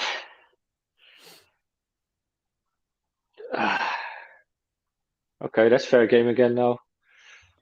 Yeah, 1-1, straight for a brilliant response from the lads. I mean, it was we lost the ball immediately from the kickoff, but then the high press to get up and win it was fantastic. And Joe Willock, credit where credit's due, you know, fantastic feet in the box. Was unlucky not to get the shot away in the first place, but won us that corner. And what a ball in from Trippier! What a ball! He won't get the assist, unfortunately, but what a ball in! Bloody hell, my heart is pounding. Jesus. Sam is leaving, and look at what all happening. Don't come back, Sam. There's plenty of action. We want you back. Come back. Brilliant. Fantastic strike. Yeah, Pogba, BT just confirming that Pogba did score, and it has counted for Man United. Burnley still yet to register a shot on goal. Man United having 65% possession in that game so far. So it looks like it's all Man United, which is fantastic news for us. Let's have a look at the live Premier League table, shall we? See where we are. Table. As it stands, we will go above Norwich because they're only 1 point ahead of us in the league before this game, and after this game today we will have played the same amount of games as them. They do play tomorrow night, so we will have a game in hand after tomorrow night. Our goal difference is better, right? Our goal difference is significantly better. Is it though? Yes, we're back for against Norwich. It is, yeah. So we're on -23. They're on -32. So that's a 9 goal. Right. Okay. Or -22. minus 23. Yeah, so we're better than Norwich, but we are worse than literally everybody else down there. So goal difference doesn't really come into play unless it's against Norwich for us. Yeah. So as it stands, we will be just in the relegation zone, level on points with Watford, who are currently drawing as well. So if Watford lose their game, we will be out of the relegation zone. I think I'm right in saying that. But this is a must-win game. It's really, we should win this game, but we should be. And the way how the game is going, we shouldn't settle for 1 point. No, I know we're all going to be clamoring for Bruno to come on, but with Jonjo Shelvey on a yellow card now and the manner of that first challenge as well, you'd expect him to be subbed because we can't risk a suspension. I would sub Joe though, but I think with Willock, he's not really been in the game, but his high press has been good. You know, he made the play to get the corner to win the goal, so he's been our most attacking of the midfield three, that's for sure. Joe Linton's been a bit invisible. Shelvey obviously not playing his best game as well. Joe Linton, great turn to beat 3 men there. He's still got the ball. Is he going to reach it? Yeah, nice play in Saint-Maximin. Target's on the overlap. Max is going to take his man on, beats him. Can he get his head up? Closed out. 5 or 6 Everton players it took to close Saint-Maximin down, and he still manages to get a corner of it. He's got a fresh trim tonight as well. Bloody hell, the whole team's had a haircut. They literally surrounded him like mental. That is ridiculous. But fantastic play from Saint-Maximin. But when you get surrounded like that, you've got to pick your head up, because if there's 5 players around you, that means there's unmarked Newcastle players. He's got to pick his head up and try and find one. I know he was closed down very well there. But right, corner. Kieran Trippier. Can he work his magic again? Hopefully so. Same people in the box. Looks like Chris Wood is stood on the goalkeeper. Oh no, Fabian Schär stood on the goalkeeper. Not that Jordan Pickford will get anywhere near the cross because he's got little arms. Ball comes in from Trippier. It's another good ball in. Oh! It's landed at Fraser. Deflection. Head. Oh, he's got to bury that. Chris Wood with a free header at the back post. Rises high and tries to place it. And he's just headed directly at Jordan Pickford. Oh, he was onside as well. Oh, that is a golden goal. He even had time to bring it down and take a touch if he wanted to. He's got to bury that. That is so frustrating. Even if he wouldn't have let it go, it was Schär behind him. I think Schär would have been offside, but yeah, still. Maybe you're right. Wood's got to put that away. He's not doing himself any favours. He's just won the ball there really well, though, against Holgate. He's given it to Saint-Maximin. Oh, that's a horrible touch. What the... Saint-Maximin's so frustrating, man. Oh, yeah, man. Fucking pass the ball for once. Imagine being ASM's teammate. That must be even more frustrating sometimes. Yeah. Especially like you're making all these runs, and you're just never going to get the ball. Like Ryan Fraser and Joe Willock, especially, who are always in so much space because all the people have gone to mark Saint-Maximin. Teams probably just think like if ASM has the ball, you can just go with you could surround him with like 5 people, 5 players, because he's almost never going to pass the ball anyway. So you can. Never mind. Yeah. I know what you mean. Maxi's playing a bit poor. Go on, Will. Brilliant ball from Willock. Finds Targett, picks his head up. Whips it in. It's long. Fraser! Oh, Branthwaite blocks it. Great block. That looked like it was headed for the bottom corner from where I'm sat. We are all over Everton at the moment. Oof. Good ball in from Targett. Didn't find his man in Wood, but it dropped really nicely for Ryan Fraser there. Good header on the ball as well. Wasn't afraid to get that goal bound. Like that about him. Another corner, though. Absolutely all over Everton at the moment. Targett is a good threat as well, going forward. Yeah. Come on. Kind of the same mentality as Trippier. It's a high ball in again. Jamal Lascelles. It's good defending from Seamus Coleman. Puts Jamal Lascelles off balance. Who heads it well wide of the post. Wasted opportunity, but we're all over them. It's positive play. High press up the pitch. Matt Targett getting up in support and ripping the ball into the box. Do not mind that at all. I think Ryan Fraser's header was headed on target, but Chris Wood was also lurking there to tap it in as well, put Pickford off. Great. I love that we're piling players into the box, getting in support as well, and getting balls into the box, putting it in dangerous positions. Definitely. They look much more of a threat even going forward now. Yeah. It's just the final product is a little bit lacking still, but once we got that one going, Everton hasn't really brought much going forward. Yeah. Besides their own goal. Don't say that, because then they'll score. Welcome to James, who's just joined us as a YouTube member. Great decision, James. If anyone doesn't know about becoming a member of the channel, you get exclusive behind-the-scenes content here at Newcastle Fans TV. You can join in the description down below. There's a link to sign up.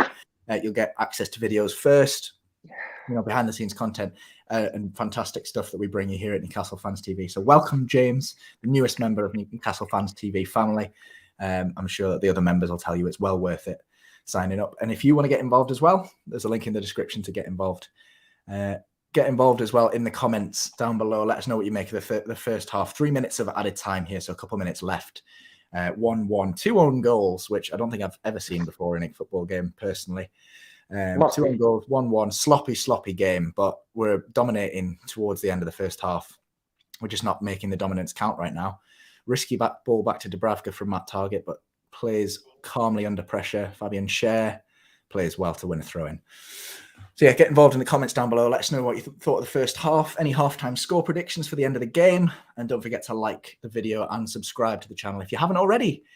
Yeah, that's pretty much it.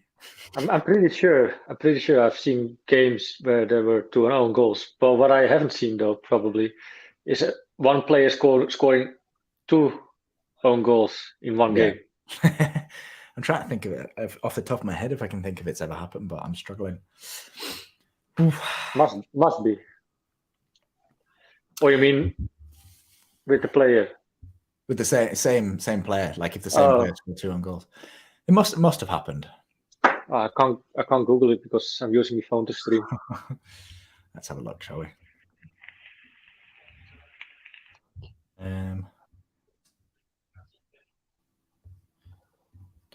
How's a player scored 2 own goals in a game? I think there's been a few in lower leagues across the world.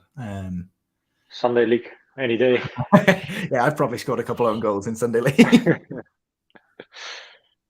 Mainly from the Saturday hangover, though. Oh, then I can't blame you. Chris Wood does well to outmuscle Michael Keane. Go on, saint-maximin, is he onside? Linesman keeps his flag down. Saint-maximin gets it in. No! Joe Linton's fallen over his own feet. Great. Chris Wood turns. Oh, my God. Oh, man. Joe Linton.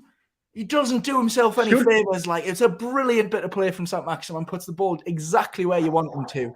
Joe Linton's lurking and just goes to take the shot on and falls over. But we are still on top. Ryan Fraser won the ball. Ref. The ref's given a foul. Yellow. A foul pretty much on the corner flag, so it's practically a corner. Again on Fraser. He's getting some heavy knocks. Yeah, saint-maximin did absolutely sausage. 3 men here, pulls it back. Joe Linton, he just kicks the ground.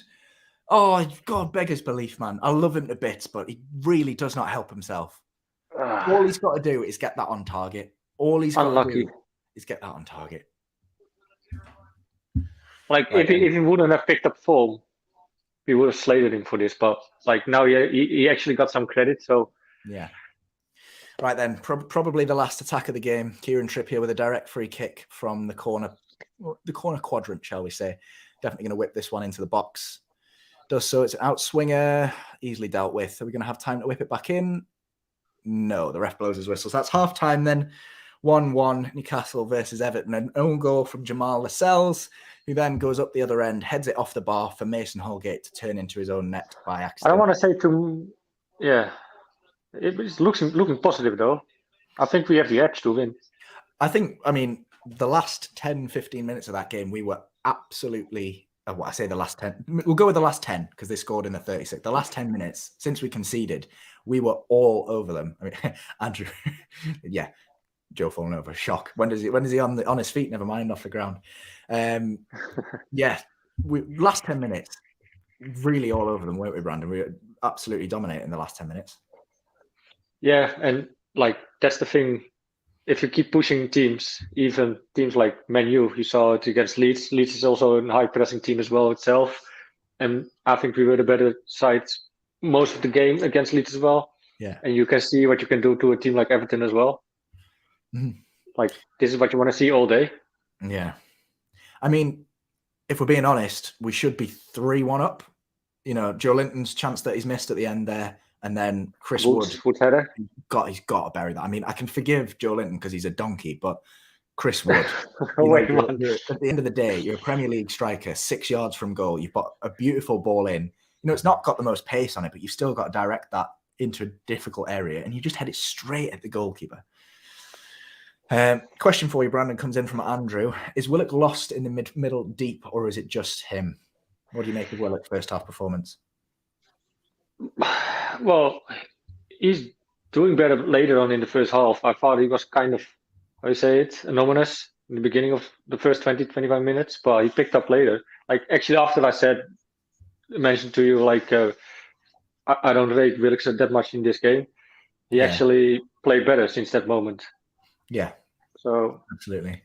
He looked kind of lost in the beginning. But he picked up. I'm trying to see who's been credited with that own goal, with that goal, because Newcastle's Twitter says that it was John Joe Shelby that got the goal. But if I'm to believe my own two eyes, which I'm inclined to, it's a Mason Holgate own goal on Google. So I'm gonna go with that. John Joe was near enough to it, but can't say that's his goal at all. They just want to give it to John Joe as he still has that lounge in St. James's. Scores on the doors around the grounds. Only 2 other games on at half-time. 2 other games on around the grounds right now. One of them at half-time, West Ham versus Watford. 0-0 in that game. Probably a very closely fought game. West Ham with 65% of the possession, dominating most of the ball, but mustering only 1 shot on target. Watford, on the other hand, had a little bit of the ball, but 3 shots on target. 3 shots, sorry, not 1 on target. Watford starting... I think that's Dennis and Josh King up top. So, and then a couple of their new signings for in January as well. So, very good result for us as well.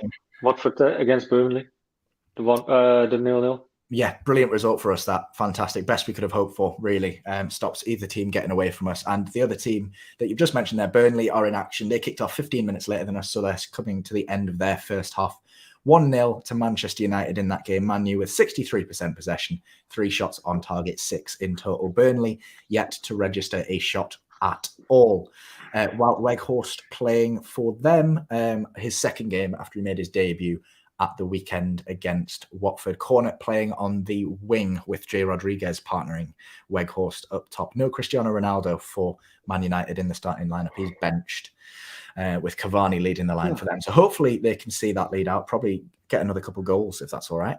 Coming back to Newcastle's game, if you're Eddie Howe in that dressing room, are you happy? Are you wobbling a couple of heads? How are you approaching your halftime team? Yeah, I think I will be quite content with how it's going. But again, too sloppy with the defending some now and then. We saw Cher not going to the ball, didn't know what he was doing there. Some slight sloppiness in the back, but as well with the own goal on ourselves. Like you said, we should have headed it out immediately at the first moment. Yeah. Defensive wise, it can still improve a little bit, but it's not that we look shocking at the back, but just sloppy. Yeah, no, a bit sloppy in that midfield. I thought we'd have a bit more luck in the midfield. John Joe obviously picking up that booking for a harsh booking, in my opinion. I thought it was a good challenge, very forceful challenge, but harsh. I think it was a yellow though. It was probably a yellow. But he got all of the ball. He just came in through the back, not through the back of the man, through the side. He got all of the ball and the man.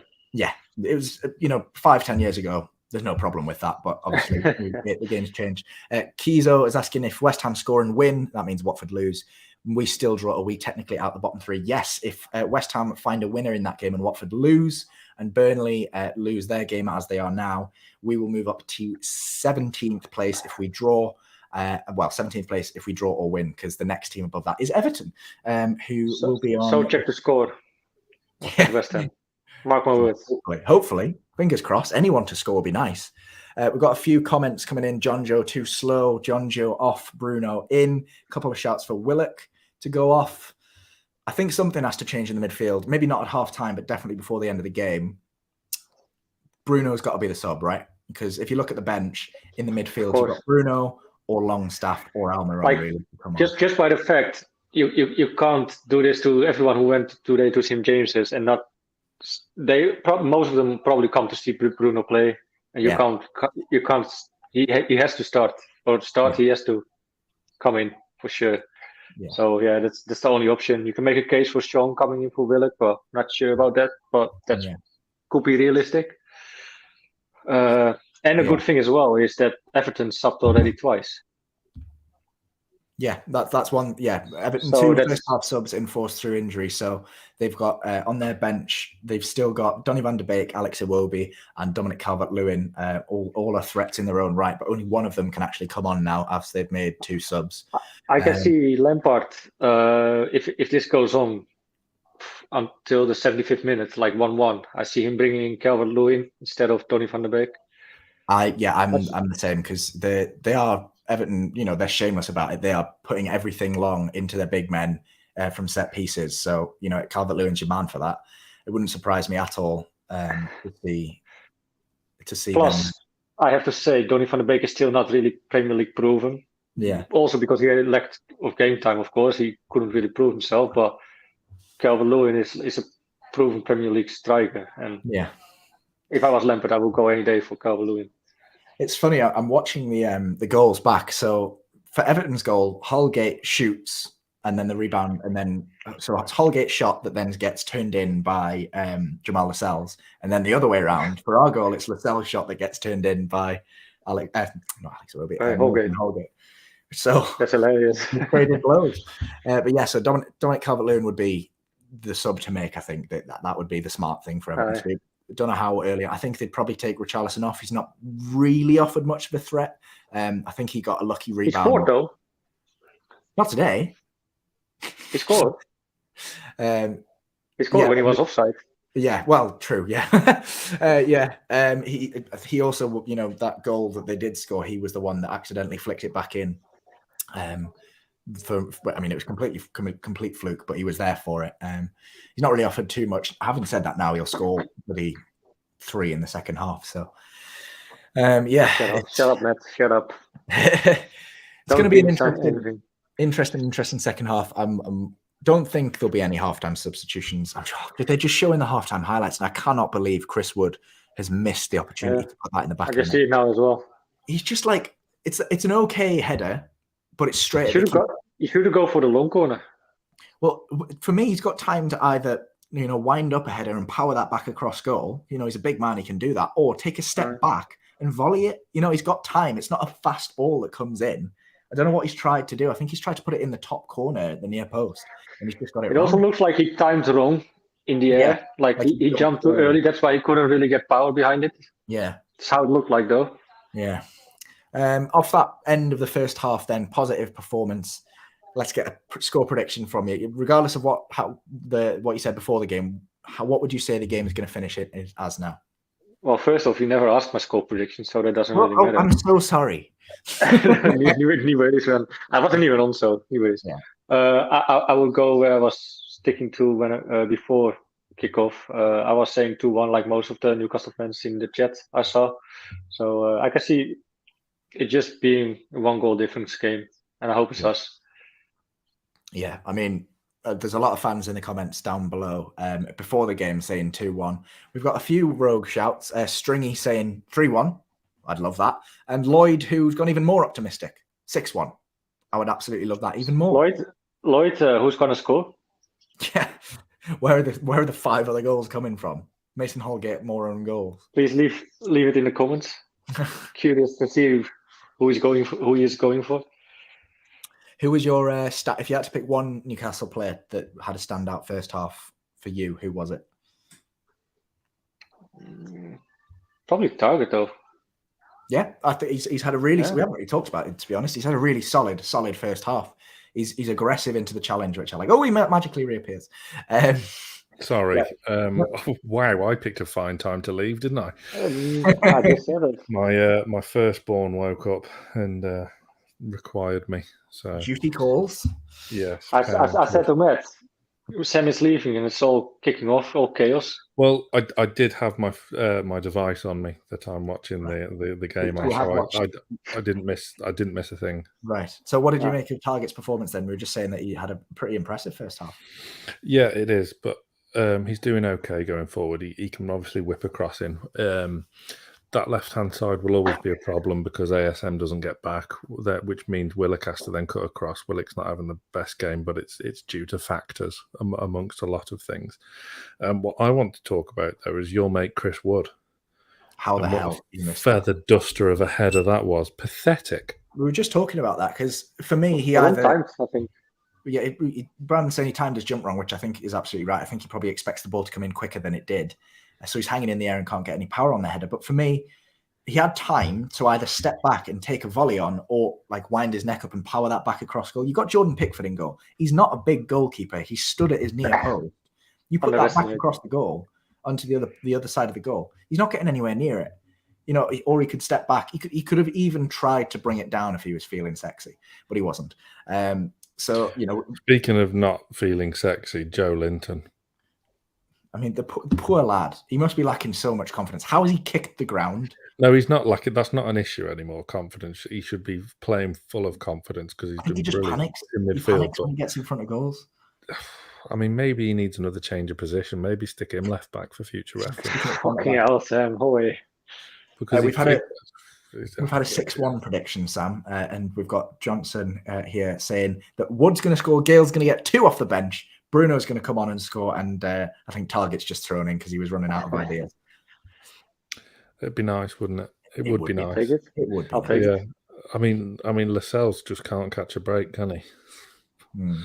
Poor chap. Although I did think the goals were hilarious because it was just the same two. Same from thing, both sides. So. Yeah, but I mean, Matt just mentioned it as well. Lascelles is unlucky. Like, it's not his fault that he's there to hit that in his own goal. But the defending was horrific in the first place. Yeah, it was.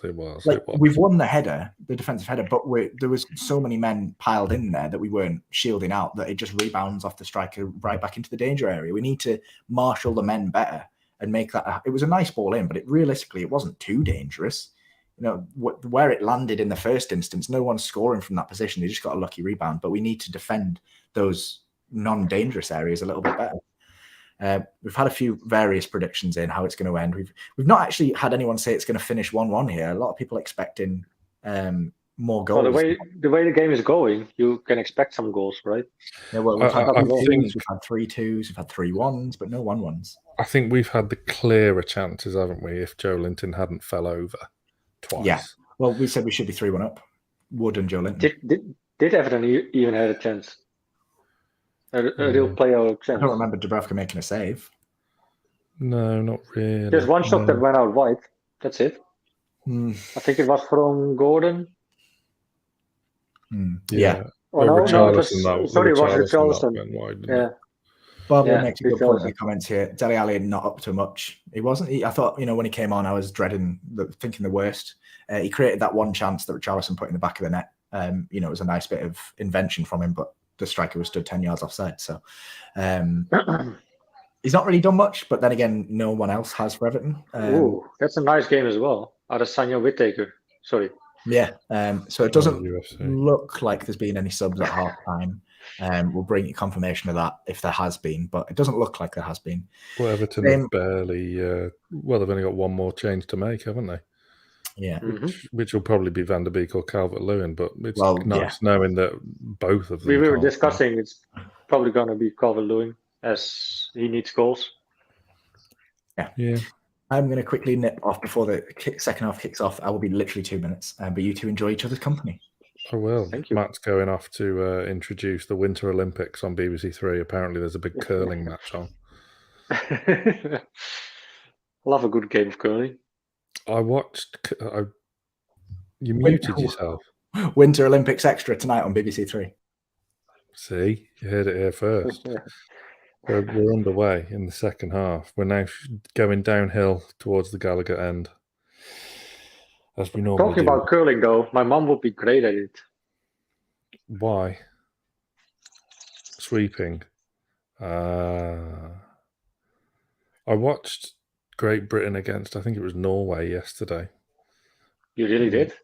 It was on at work. I didn't watch it by, I have to, the curling's on, I have to watch this now.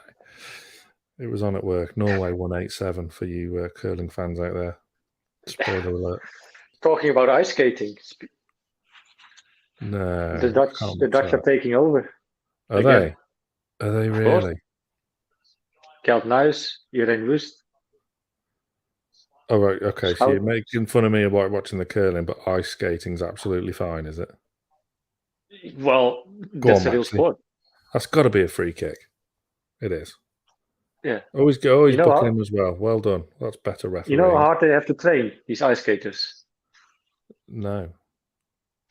You'll try, mate. No. I'm a 32-year-old fat man. No. You said it, not me. I just thought it. Andre Gomez has been booked because he did a foul. I saw that. Put you back on the left. Whoa! Mix things up, why don't you? No, I positioned myself accordingly. Hopefully, Trippier can put in a nice ball here. He does. Chris Wood wins the flick on. Go on. Shoot. Yeah. Players getting mixed up with each other. Oh, man, scramble. Melee.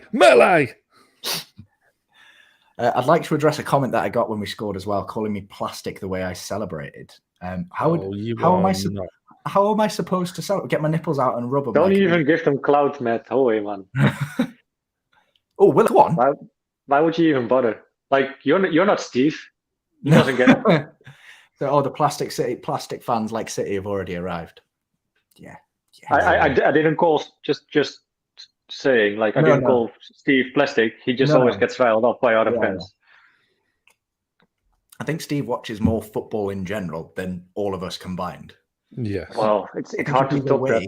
If he's awake, he's watching football, and if he's not, then he's dreaming. He sleeps for 2 hours a night. Yeah, he's always awake. Exactly. He's always awake. I got up. I was up at 10 to 6 one morning. Go on, Maxi. And he was on a Twitter space. He just loves it. He just absolutely lives for it. So what's he? Is he 5 hours behind in New Hampshire? America. 6, I think 6. So it'd be 10 to 1 in the morning. 10 to That's not too bad though. No, I know, but Jesus, go to bed. And his work is not really that physical. What a ball. Exhausting. He just needs to take care of dogs. See, Trippier's footballing. It's not given. Sure. Fucking hell, John Joe. Oh, I don't like this. I don't like this. Oh, Fabian. Oh, that could be a red. It is yellow. It's way too late. It's a yellow. I really think that can be a red. Last man back. But not even on his way to the goal yet. That is John Joe Shelby's fault and John Joe Shelby's fault only. What a shit pass to Matt Targett. Well, you can make it. He doesn't even really hit him, really. Also, yeah, it was a handball. It's been shown it was a handball. I don't care that the ball hasn't travelled far. It's not a penalty. And his arm is in an unnatural position as well. Yeah, it's like up here. Where? And the ref stood in the best position for it. So I can only think he's seen it and thought, oh no, he's too close to the ball for me to give that. Yeah. Where was his hand, Matt? It's right up here. Okay. Another dangerous set. That's what you love to see. That's what you love to see about Kieran Trippier. Putting people in place. He's probably more captain even without the armband. It's just a level above, isn't he? Joe Linton and Michael Keane having a scrap at the back post. Over the bar. Goal kick. Corner. Wait, how far are you ahead now? What's that? You were about 5 seconds ahead of me, so I restarted the app, and now I'm probably about 2 seconds ahead of you. How dare you? I'm going to go get my remote and try and. I'm at 15, 20.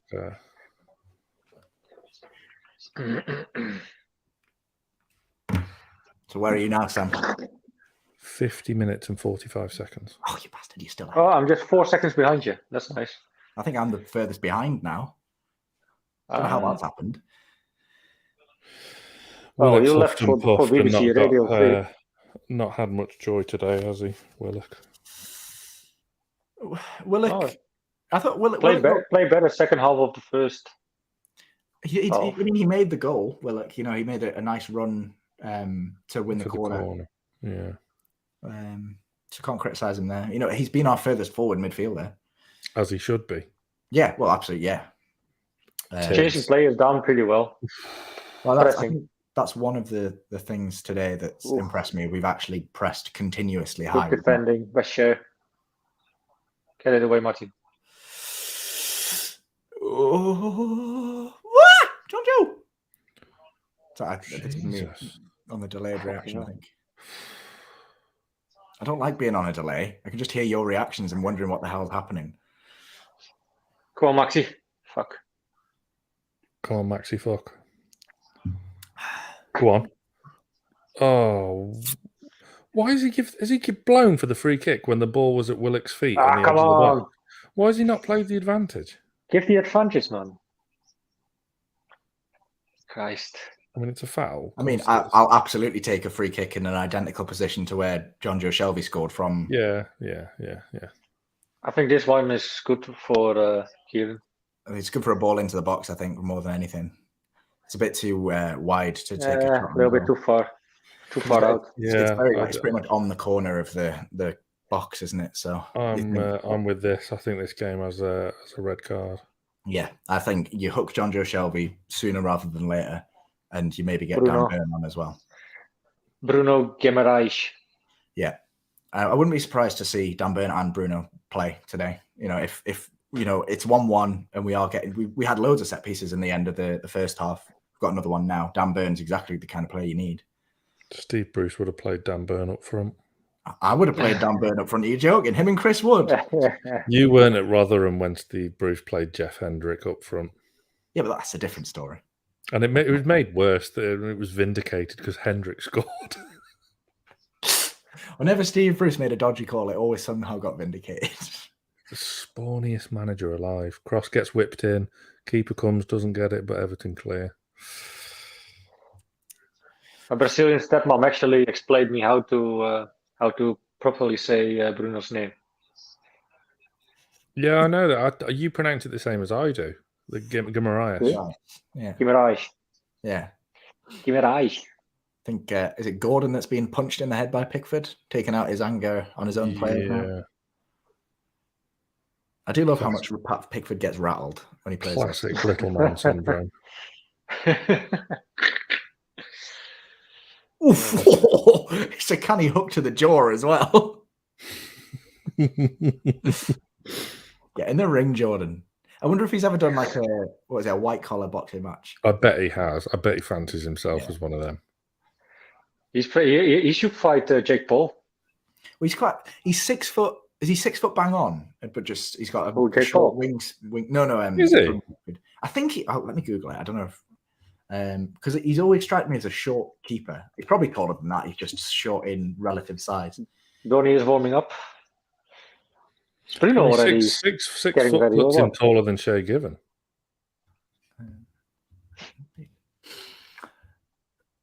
I'm Googling Jordan Pickford height in feet, and it's giving me in meters. Brilliant. Thanks. How much is he in meters? 1.85. Okay, that's slightly smaller than I am. Jordan Pickford. Let's see if it's got his bloody wingspan. His wingspan. Yeah, fingertip to fingertip.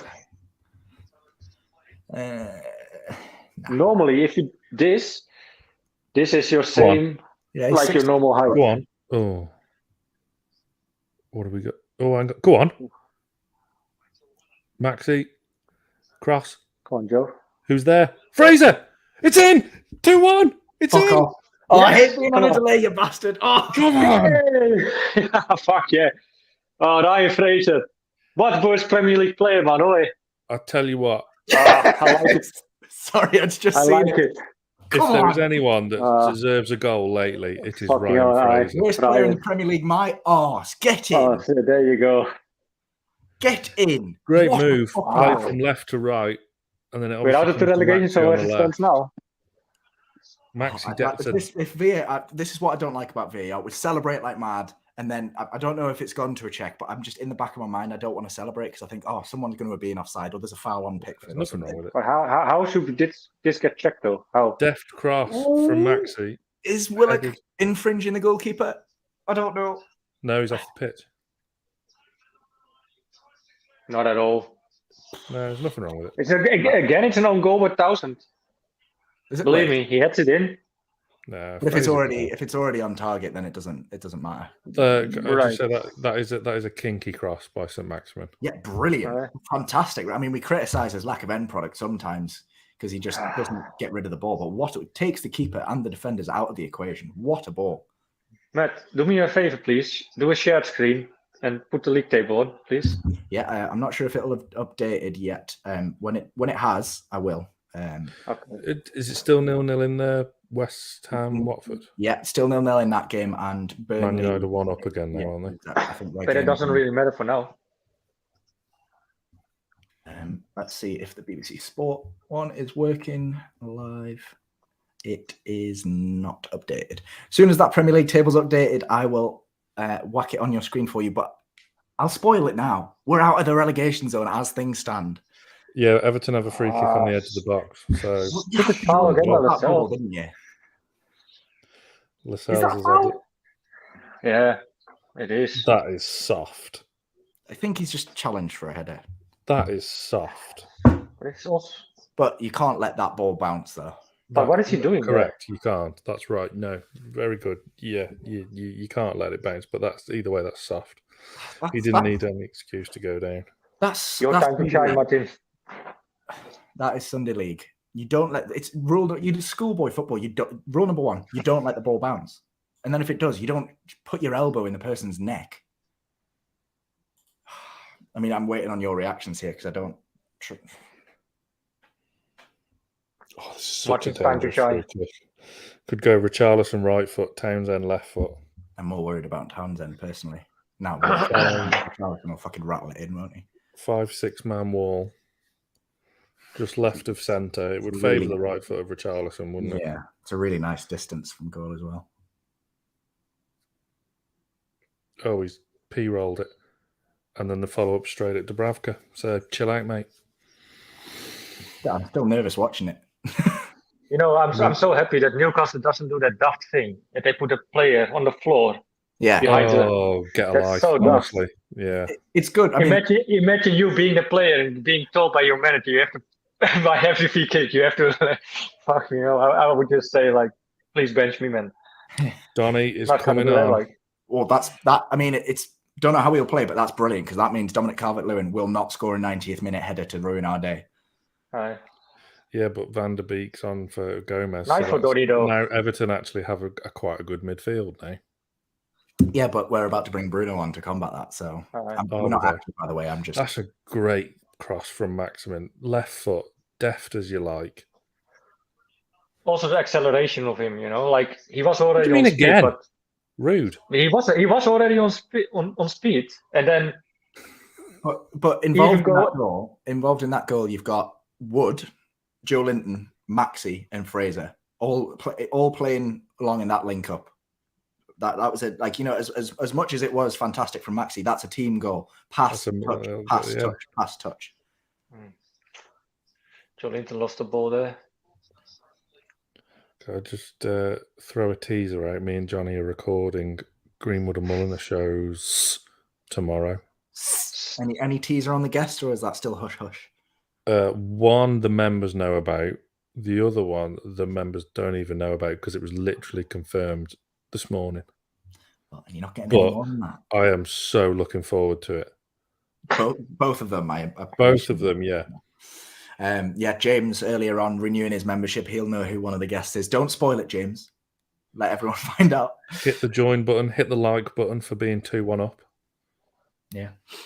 If you're a Newcastle fan, I know we've got some Everton fans in the comments. If you're a Newcastle fan, enjoying the watch along, make sure you hit the like button. What's the point of being here if not? And have friends, press the dislike button. That's fine as well. Please don't do that unless you are genuinely disliking it. In which case, we've got the voice of BBC Three on here, lads. Come on. I mean, what's not to like, Mr. Big? You're lucky I'm here for free. I know. Can I just say the Greenwood and Mulliner Show podcast had you way before you hopped on the BBC gravy train? That is true. Yeah. OG. Did you hear that? Have you heard the podcast intro this week, which is basically a homage to you? You know what? I haven't had a chance to listen to it. I will. Can I go and listen to it now? Probably. Well, we're on the attack. So maybe not do that. Oh, good move by Willock. Good work by Willock, actually. Good work. Nice strength. Nice strength against Jordan. Good skill. Nice play. Throw in Newcastle. What I like is, because obviously Southgate sat next to Murdad and Amanda Staveley, isn't he?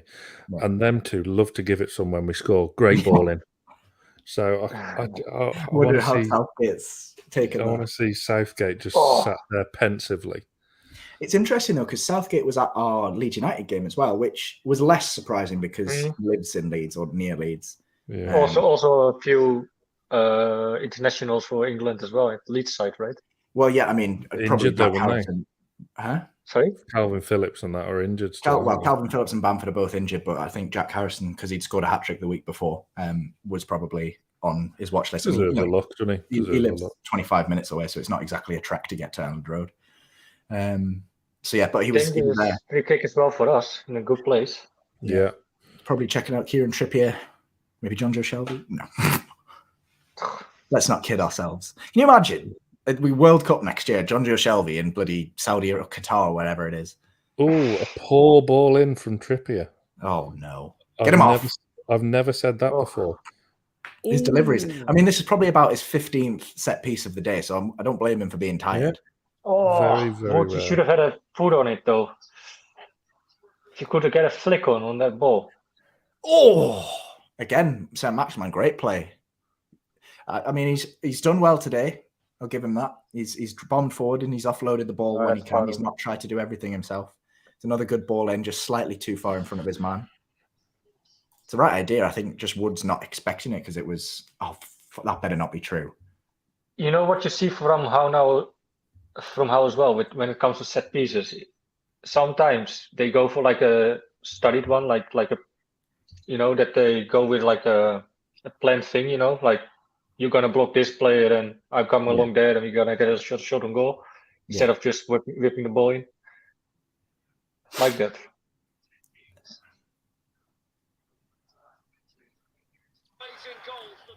It is 1-1. J. Rodriguez gets absolutely lucky by the looks of it. Bloody hell. Burnley won. I mean, there's still almost a full half of football to go in that game. I think that's Burnley's first shot on target. As long as we win the game. Burnley have scored one goal with one shot and one shot on target. Man United have had 12 shots and 5 shots on target and have scored the same. Lascelles really is a shadow of his former self, isn't he? He's just everything he does is just like this. He can tell his confidence while still trying to be a leader. And I do have a degree of sympathy for him, and I do support him. Oh, hey, we'll have that. I mean, hey, what that was hilarious. That was hilarious all round from Pickford and Braithwaite. Well, they're looking all over the place. But yeah, everything Lascelles does at the minute, you just tell it's just so wobbly and shaky and just so devoid of any confidence. I didn't realise that bloody Pickford clearance went out for a corner. How's he managed to kick it backwards? Right, Kieran Trippier, another set piece for him. I'm going to look up how many set pieces we've got today because 6. I think we've had 5 or 6 corners at least. I would say 6. This being the 6th one. Let's have a look, shall we? Good ball in. Header by Shear.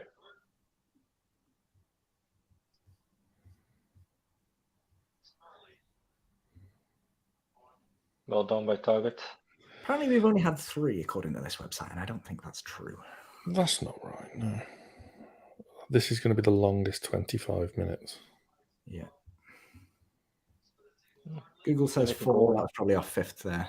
Yeah, I thought we'd had more than that as well. But we're looking more likely to score the 3-1 instead of them the equalizer. Don't say that. Okay, Don't sorry. say that. I didn't say that. But we do though. Chris Wood needs to complain to the ref more. He's getting his shirt yanked off his back and he's just stood there accepting it, not getting the free kick. Yeah, no way, mate. That was too Aussie heavy, that was. Yeah. Mm-hmm. I That know was he's not New even New Zealand. Zealand. Joe Willock's playing good in the second half. Yeah. My dad is from New Zealand, actually. Again, grown into the game, hasn't he? Yeah. Which is it's strange. You usually see some people, have a great first half and then drop off. I don't think I've known a player that doesn't do anything in it. I mean, he played okay in the first half. I don't know why I'm slating him. He won the corner that led to the goal. So Ball's gone all the way through. Keep the pressure on. Well done. Well done. Pressure on. Won the corner. Nice one, Joelinton.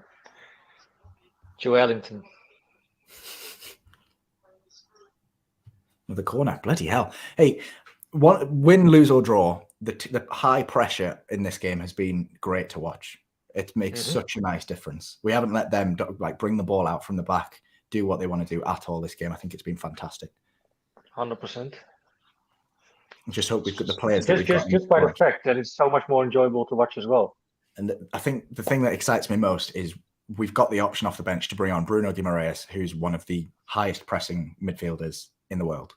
And he will keep, if you're, players are dropping off in intensity. Oh, God, Kieran Trippier is just silk.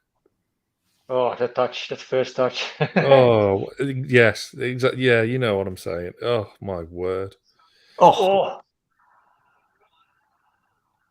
West Ham are 1-0 up. Get in. Nice one. I mean, as of right now, it doesn't really affect the table because we are already going above Watford, but it also keeps Watford lower down. Let's have a look. Watford. I reckon Howe will bring Bruno in 70. Just to solidify that midfield, like we were saying before kickoff, Matt. Yeah, possibly. Absolutely. Or he might bring Sean Longstaff on. I would say that John Joe has to go off because you can't risk the suspension. And then if you're going to bring John Joe off, you have to bring Bruno. Good tip here. Oh. There's no one showing for the ball, really. Like when we're looking for nice balls in behind and stuff, but there's no Trippier there when it's kicked out from for a throw in. John Joe was stood in the middle of the pitch, not looking to get in possession. And it worries me a little bit because we're going to get a situation like that where someone picks up the ball like Trippier and then ends up not having any options, gets dispossessed, and then they hit us on the counter. Seriously though, if you're an Everton fan, do you think an Everton fan can be happy about the game? Because it doesn't seem like they have a real game plan. I think they've not played badly. What did they create, Matt? Well, no, I'm not saying they played well, but they've definitely not played. The thing is, they've had to make two substitutions. I actually think they tried to get in our face, but we did more, and they got caught off guard with that, and didn't really know how to respond. I think their formation's not suited them very well. Dele Alli's playing as a second striker, and it's not really working. He didn't play that way for Spurs, did he? He was further. He was deeper because you had Son. He did get in and around the box, but yeah, like you say, you've got players like Heung-min Son getting up and supporting him, and Andros Townsend and Anthony Gordon haven't really done that too much. Watch them both score now, but yeah, I mean, I think the formation has not suited them because we've not really had the ball in the final third too much, so there's no need for them to have a back three. The width has suited them. I think they've had where they have been successful has been the width, but they've lost almost every midfield battle because they've been outnumbered. They got Alan and Andre Gomez, who are both decent midfielders. Talking about lookalikes, by the way, of Matt Targett, I actually think he has something of Eddie Howe as well. All right, Emil Kraft. I don't know what I'm saying. Like when I was on Sky the other week, one of the comments on Twitter was that I was an overweight Pochettino. Not a bad looking bloke. No, to be honest, I gave the comment a like. I'm not going to lie. It's the overweight bit that you took issue with, not the Pochettino bit. Look, I'm already married. My life's over. I don't need to impress anyone. If you want, you can always impress me. Right. So as it stands, hold on. I'll share my screen so you can see it. As it stands, the Premier League table looks a little something. Oh, like... don't do it when Everton are attacking. Well, I don't know they're attacking. You're about 5 seconds behind, in front of me. Behind in front of me. So as it stands, provided Everton haven't scored and Sam's jinxed it, Burnley are still rock bottom. Jinxed it. Burnley are still rock bottom on 14 points with 2 games in hand. Watford are then next with 15 points, Norwich with 16. And then if we see this out, we will be on 18 points, only 1 point behind Everton. Everton still do have another game in hand on us, but more importantly, we'll be out of the bottom 3. That just shows you what wins can do for you at the league table. Yeah. Yeah. You've been drawing all the time. Well, that's what it was, especially at the start of the season. You think, but that kept us, game in particular.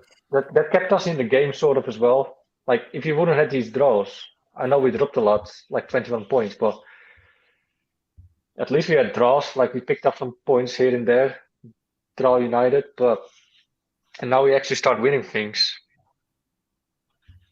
I really want Bruno to come on and just like win the ball back off Allen and just run 40 yards and just ping it into Chris Wood. No, run 40 yards and then just do a 2-yard horizontal pass and then just casually drops back.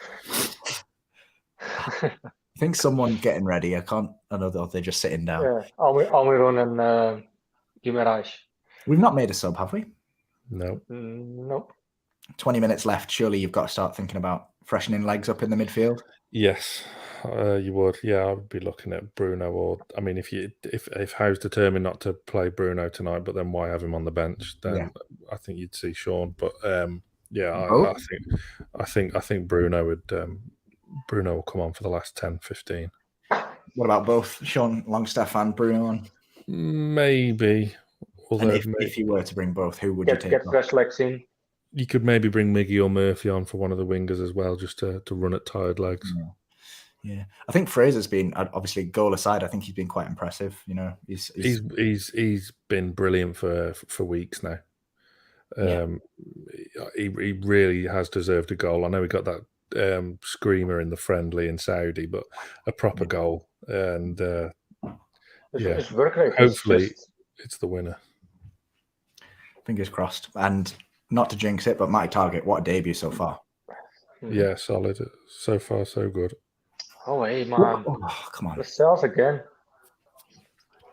I'm just worried that an individual mistake is going to cost us, and it's going to be Jamal Lascelles. Come on, Joe. Come on.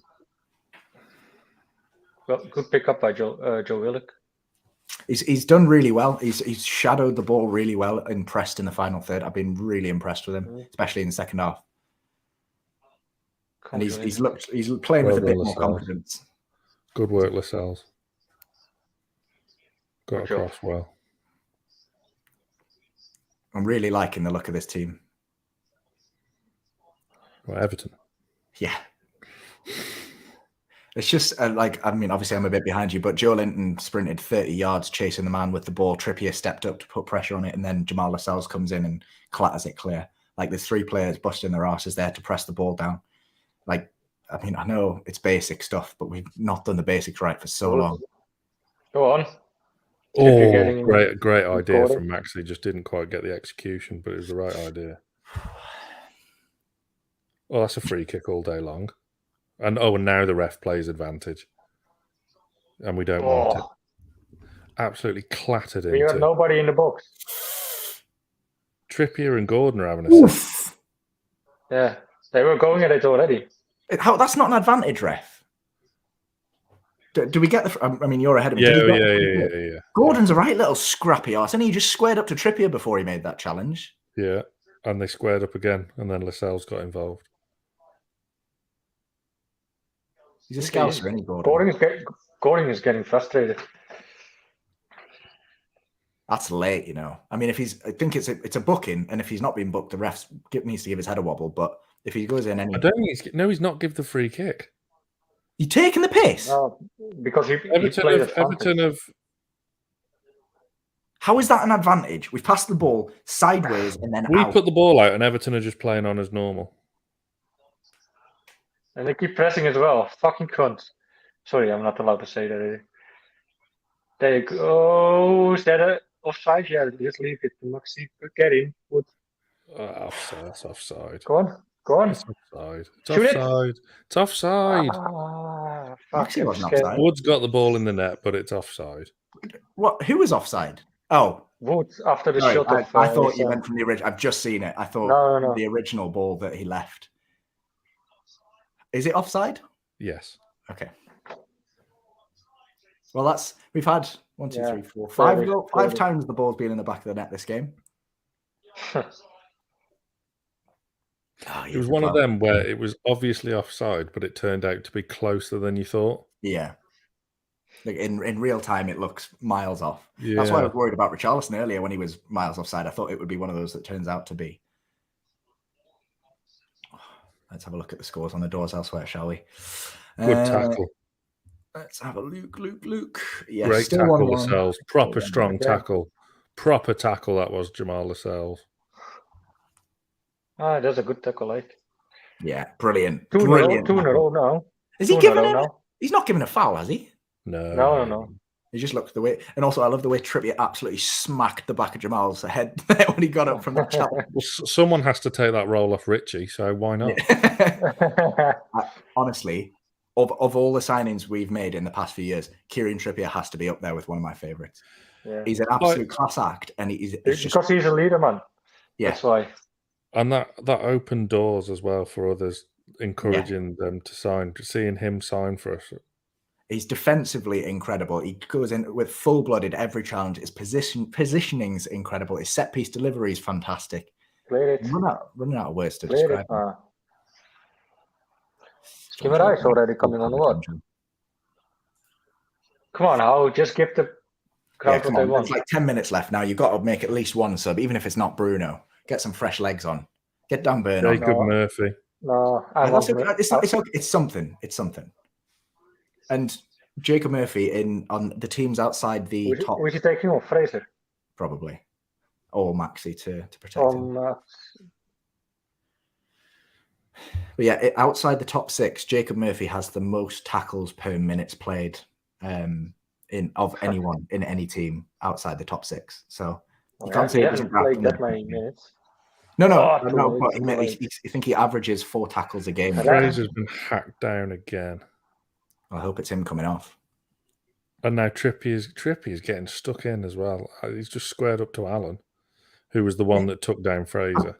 Allen's reminding me of Fernandinho because he's given away so many fouls and got in everyone's faces, but he's managed to avoid a booking up until now. Allen's just flicked Trippier in the face right in front of the referee there. Yeah, but they're having a go at Trippier, not the other way around. This is a good location for a free kick, I dare say. I think you just should have a go at it. It's well positioned. It's probably the wrong side, though, isn't it? For don't think most so. of Left ours. corner.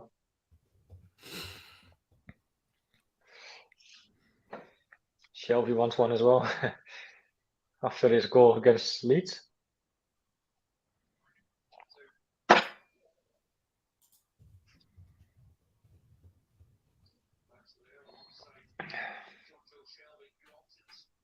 I think he's going for it. It's a goal. It's a goal. It's a goal. It's 3-1. It's Kieran Trippier. It's a goal. Newcastle 3. Surely not from there. I told you, he's going for it. Fucking legend, man. I don't believe it. Yes. I love this man. I love this man. Man of the match. Get in. Oh, Fuck yeah. Goal. Kieran Trippier, you bloody You know How can you not love Kieran Trippier, man? Oh, yeah. Do you know what? I haven't had a man crush on a Newcastle player since Johan Cruyff.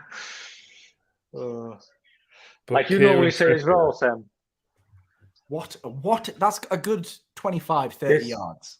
Like Sam would normally say in the group chat, that's tonight wank sorted.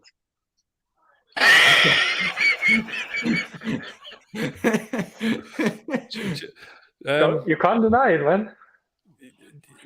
Just some things just stay in the WhatsApp group, man. Oh, sorry. I love that Kieran Trippier. Look at Murdoch and his family. They're going mental. Kieran Trippier's spent so much time training with Jordan Pickford that he knows exactly where to put that ball. Did you see the celebrations with Amanda and Murdoch, and Southgate sat next to them, stony-faced? No, I completely missed it because I was doing what you put in the private chat. But no, I missed that. Oh, I'm gutted I missed that. Brilliant. I thought he'd be at least stood up clapping, but no, they're stood up like giving it this, and he's just sat there with his arms crossed like that. Must be an Everton fan. Come on, boys. Come on. Surely, I don't want to say it. I'm not going to say it. By the way, Southgate has to stay unbiased. Saint-Maximin's writhing around like he's being shot by a sniper. Oh, sorry. I keep getting it. Willock, my bad. Fraser's going off, and what a shift he's put in again. Yeah. Fantastic. What a grafter. Finally, we're seeing that right-hand real side Ryan Fraser is just moist. Happy for his goal as well, you know. What a goal! Yeah. What a you'll see the celebration again, Sam. Yeah, I just saw it. Okay. Southgate's Southgate's like talking to someone ahead of him, so he must be with someone. What a shift Fraser's put in. What a team. What a team. Right, come on. 8 minutes to hang on. Let's get another one. Guimaraes. On Chris Wood's bonds. Yeah, we've got a goal. Someone mentioned 3-1, right, in the chat. Yeah, we had a couple 3-1 shouts earlier. Most people said 2-1, so they'll be gutted. West Ham still beating Watford, 5 minutes to go in that game. That should blow up for full time before we do by a couple of minutes. So we'll let you know the result of that. But that means I just hope this is not going to turn out how we did against Everton. What year was it when Lejeune scored twice with an overhead kick? Yeah. Making it level. Minutes. Was that 2 years ago? It was Lejeune, so yeah, two seasons ago it would have been. Yeah. Oh yeah, I miss Lejeune. Obviously, we're playing Everton right now. Jordan Pickford is England's number one. Aaron Ramsdale's been in fantastic form. Would you give it Ramsdale for the next lot of internationals? Or do you because international form is different to club form, and generally Jordan Pickford plays quite well for England. I know he's a dirty little Mackham, but is Pickford to blame for the goals? But for that one, yeah. I mean, it's a brilliantly struck free kick, but if he's got longer arms, then he might save it. But in all seriousness, like... Well done by Maxi. Yeah. 5 minutes to hang on. I just want to have Bruno on, man. Yeah, I mean, there's no harm in bringing him on at this point. Or, well, maybe there is, risking an injury when he's such an important Everyone wants to see him making his debut. I bet St. James's Park is bloody rocking right now. Yes, but due to copyright restrictions, we're watching in mute. Well, I have to say, as new signings go, Trippier and Chris Wood and Matt Targett versus Dele Alli and Donny van der Beek, I'd rather have the three that we've got, thanks very much. Or Wout Weghorst at Burnley. Nah, he's done fuck all. Jay Rodriguez got the bloody goal. He's been there. And enjoy your 25 million. Yeah. No, it's a brilliant signing from Burnley. I mean, they got what, 25 mil for Wood. I don't think he has it to succeed in the Premier League, to be fair. Well, he's 28, 29. I thought he was younger than that. I've seen Weghorst playing all my life. Yeah. And I know the player pretty well. I don't know much players, but the players I do, they're mostly Dutch. For all the player knowledge, you have to go to Sam, Steve, Lee, probably. Maybe you as well. But yeah, but not me. That's a backhanded compliment if ever I've heard one. Yeah, no, I think they've just bought him because he's a big player and will fit straight into that Burnley system. Yeah, that's why they've got him. I mean, they were going to go for bloody Onuachu from Genk, who's a 6'7" Nigerian lad, and he's just an absolute tank. And that'll get Crouchy out of retirement. Yeah. No, along. I mean, it's 12, 13 mil on a player that has a proven goal scoring record in a top 5 European league. The only difference is that he's not Premier League. Come on, it's dangerous play. Yeah, that's why you paid the extra 10. Whoa, that's a high boot, surely to God. That's what I'm saying. This ref is he's mental. He's mental. He's just done the splits and then he kicked Maxi in the teeth.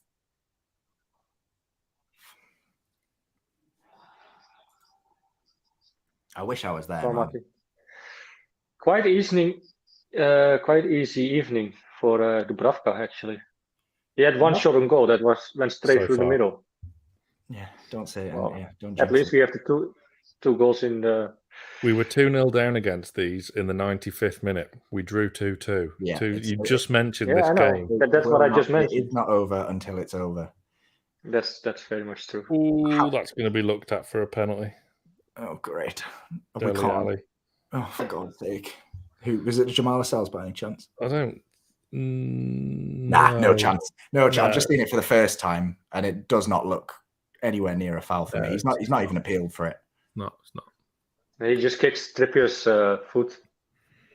How's this for stats? Everton 10 shots, 3 on target. Newcastle United 17 shots, 7 on target. Shabba. Unbelievable. Yeah, what does that mean? I hear some people saying that sometimes, but don't know the meaning. What? Shabba. It doesn't really mean anything. Ah. But why at which situation would you use it? And what you want to express with it? Don't know. That was my language lesson English. I don't know. It's just something silly. Joe Willock has been. It's like a slang. Yeah, it's a bit. It's yeah. I mean, I can get the dictionary definition up for you if you want. Oh, ASM's through. Give it. Oh. We're through in. Murphy's in on goal. Go on. Oh, it's at the post. Follow up.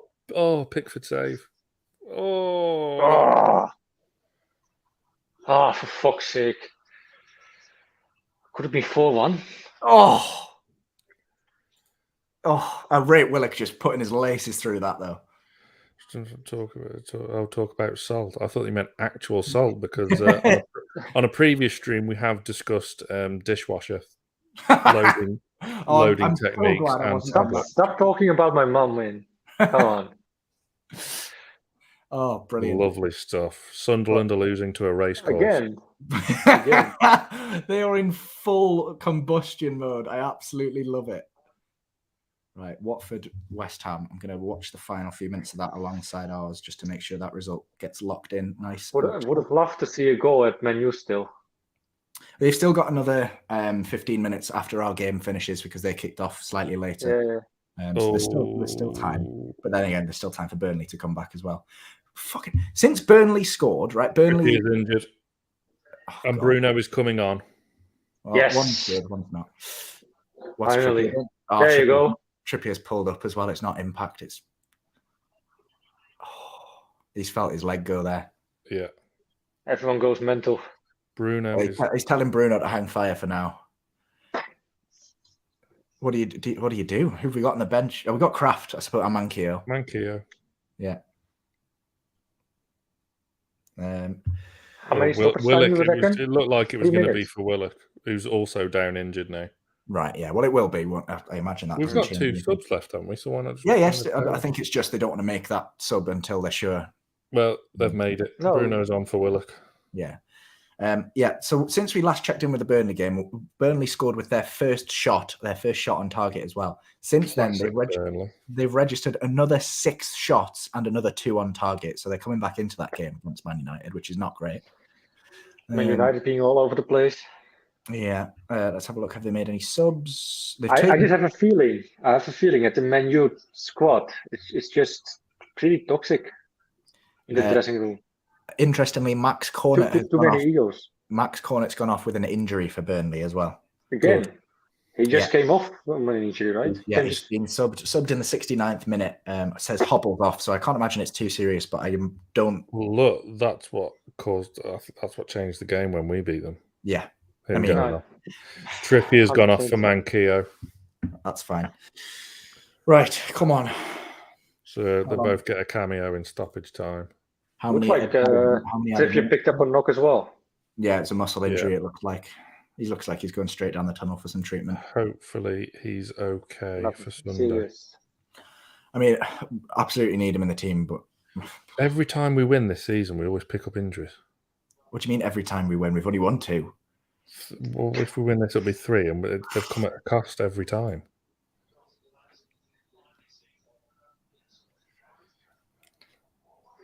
At least we have some more possibilities now at the back. Like, I would hate to see him go and be out for a few games, but I just know that they're going to nab something like a goal in like with 1 minute left, and we're just going to panic mode.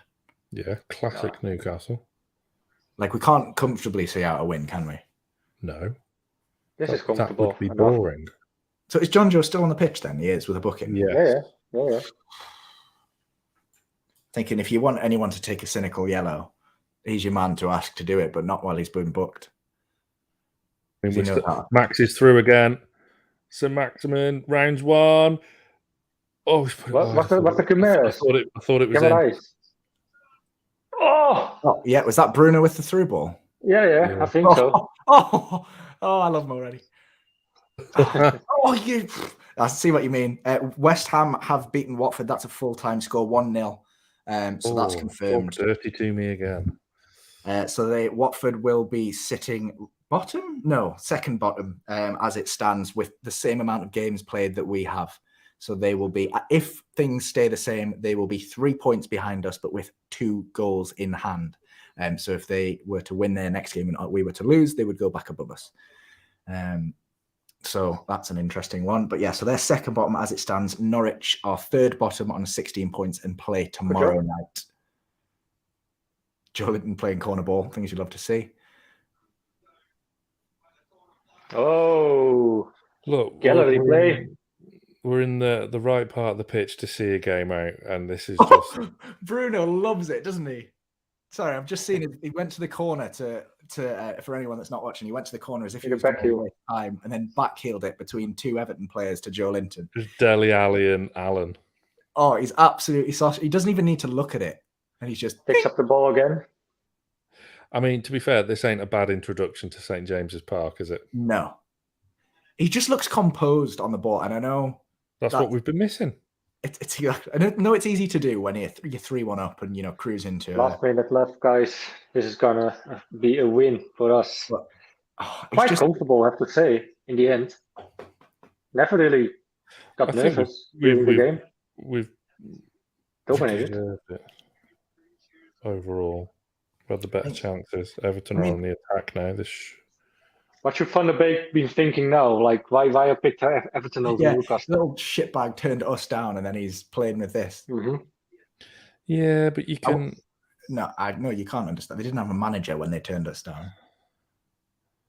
You can understand that any transfer window, you can understand players. Some are going to be a bit hesitant to join. It'll be this. Joelinton looks injured. No, he looks injured every game. No, he's squaring up to someone. Oh, he's squaring up to Dele Alli. Oh, he's not happy.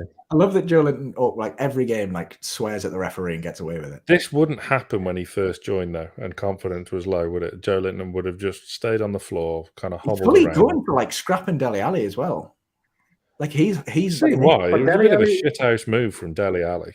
He's instigated it. Ali's not trying to fight back. Dele Alli always goes against our players. I remember him having a scuff as well with Mitrovic. Full time. Get in. Nice. Whew. Good fucking win this. Good for the morale of the team as well. Right, I'm going to put the Man Jamie Rubin there with Staveley and Murdoch. Let's have Burnley Man United on in the background, shall we? Important win this, very important win. Very 10 minutes. This is massive. This is massive. This is the first win of the season that it was quite comfortable, and a comfortable win as well. Yeah, it was. And look, there's been so many positives from this performance as well. I mean, Jesus, the defense on the whole. I know there was a bit of a scrappy own goal, but on the defense as a whole, kept Everton quiet. Dubravka didn't really have a save to make. The midfield looked fantastic, probably the best it's looked. Bruno coming on, superb. Ryan Fraser worked his bollocks off. ASM worked his bollocks off. Chris Wood, a target man up top holds the ball, brings the play together. Sort of should have scored a header in the first half. Joe Linton could have had 2. So we've had the best. Fraser looks so happy just seeing him now. I feel for him. I think that's our best performance of the season because I mean, the 2 wins we've had have been scrappy and we've been fortunate at times with the goals that we scored in the 2-1-0 wins. But that was a proper win. I mean, it's absolutely deserved. You look at the stats and you think, well, how the hell? It was the best performance of the season. We had 40% possession, right? So they've seen more of the ball. We've managed to get 20 shots away, 9 of which were on target, and scored 3 goals. When was the last time we registered 20 shots in a game? Almost half of them on target. And it wasn't that, we didn't sit back and let them have possession. We were pressing up the pitch for the full 90 minutes. We've seen glimpses of the press in the past few games. And then suddenly we press for 90 minutes and we play them off the park. I think it's absolutely deserved. I think if we'd beaten Man United, that would have been the most deserved win of the season. Yes, 100%. That was probably on a par with the Man United performance. Yeah, to be fair, but you don't always get what you deserve.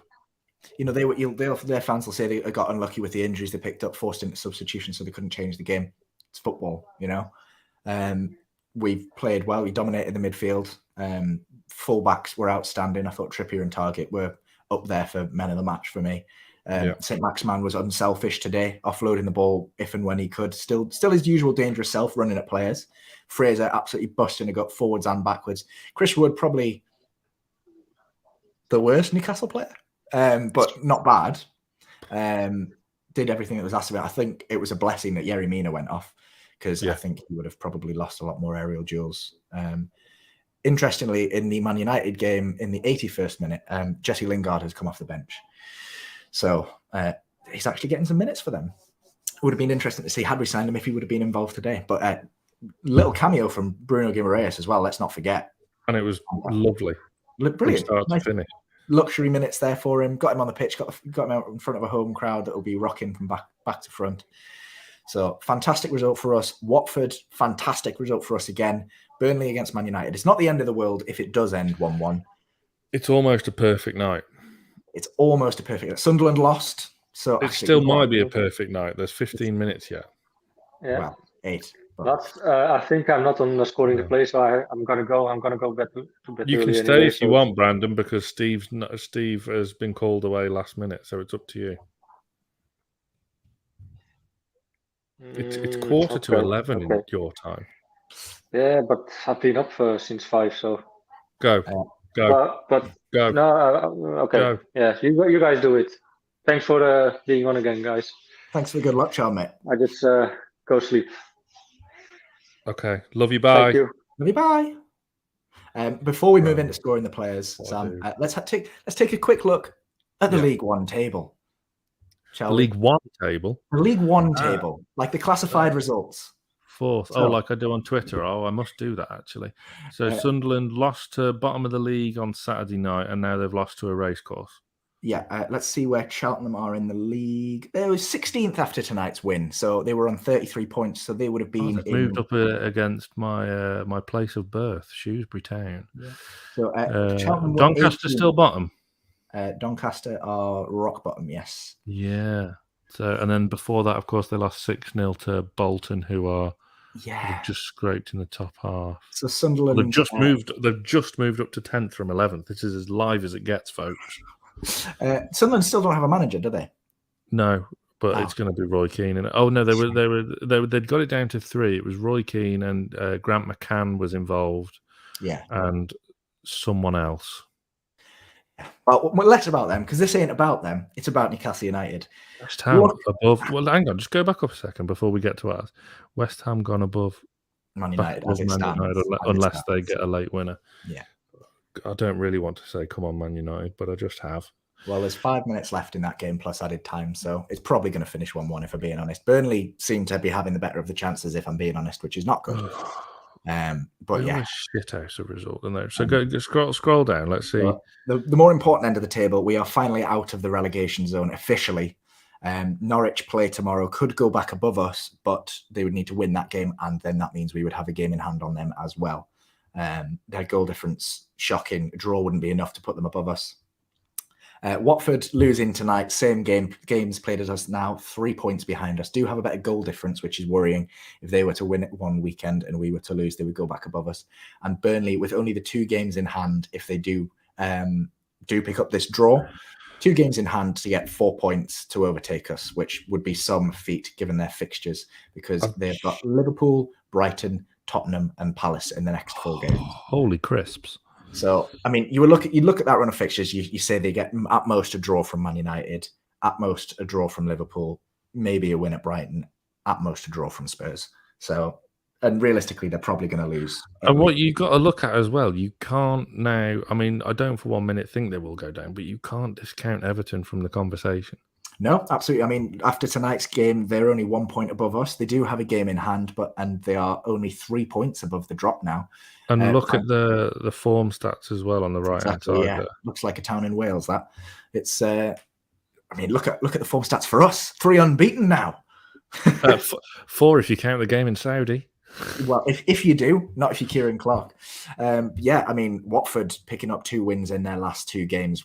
Fantastic results for them. But, again, the fixture list for them is not favourable in the slightest. Palace tomorrow. That's a winnable game. It is a winnable game, but I think Crystal Palace are one of the more impressive sides in the Premier League this year.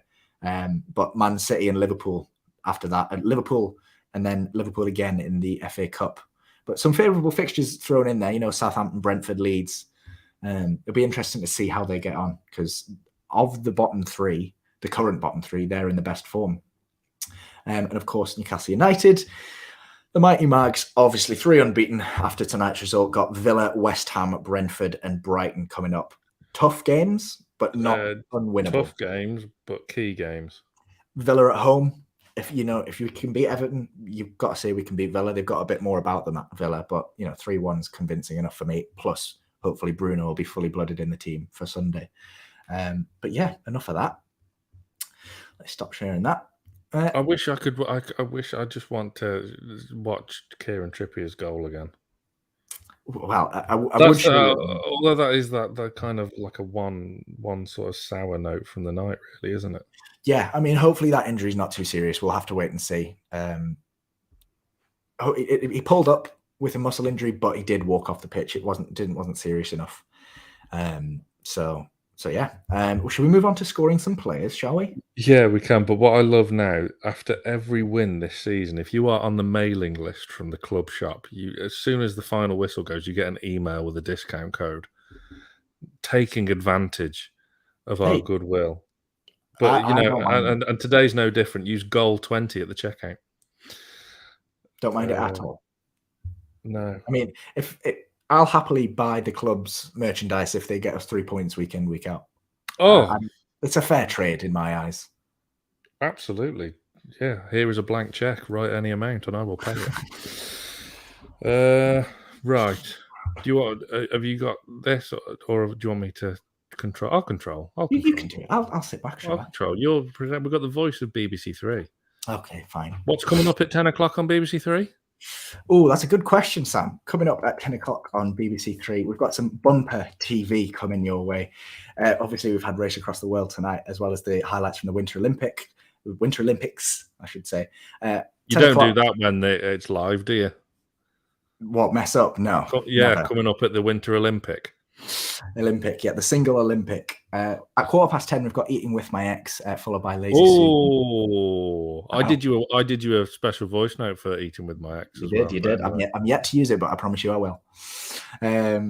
So some fantastic TV on BBC 3. But stay with us here We're on scoring the players. TV. We're not just talking about Matt's day job.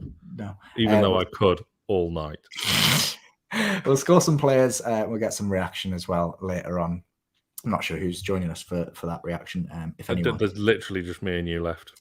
So It's however long you want to go on for. Last men I will call it there, shall we? I'll get on the beers. I don't have any beers in, actually. Disappointing. Right, let's score some Martin players. Dubravka.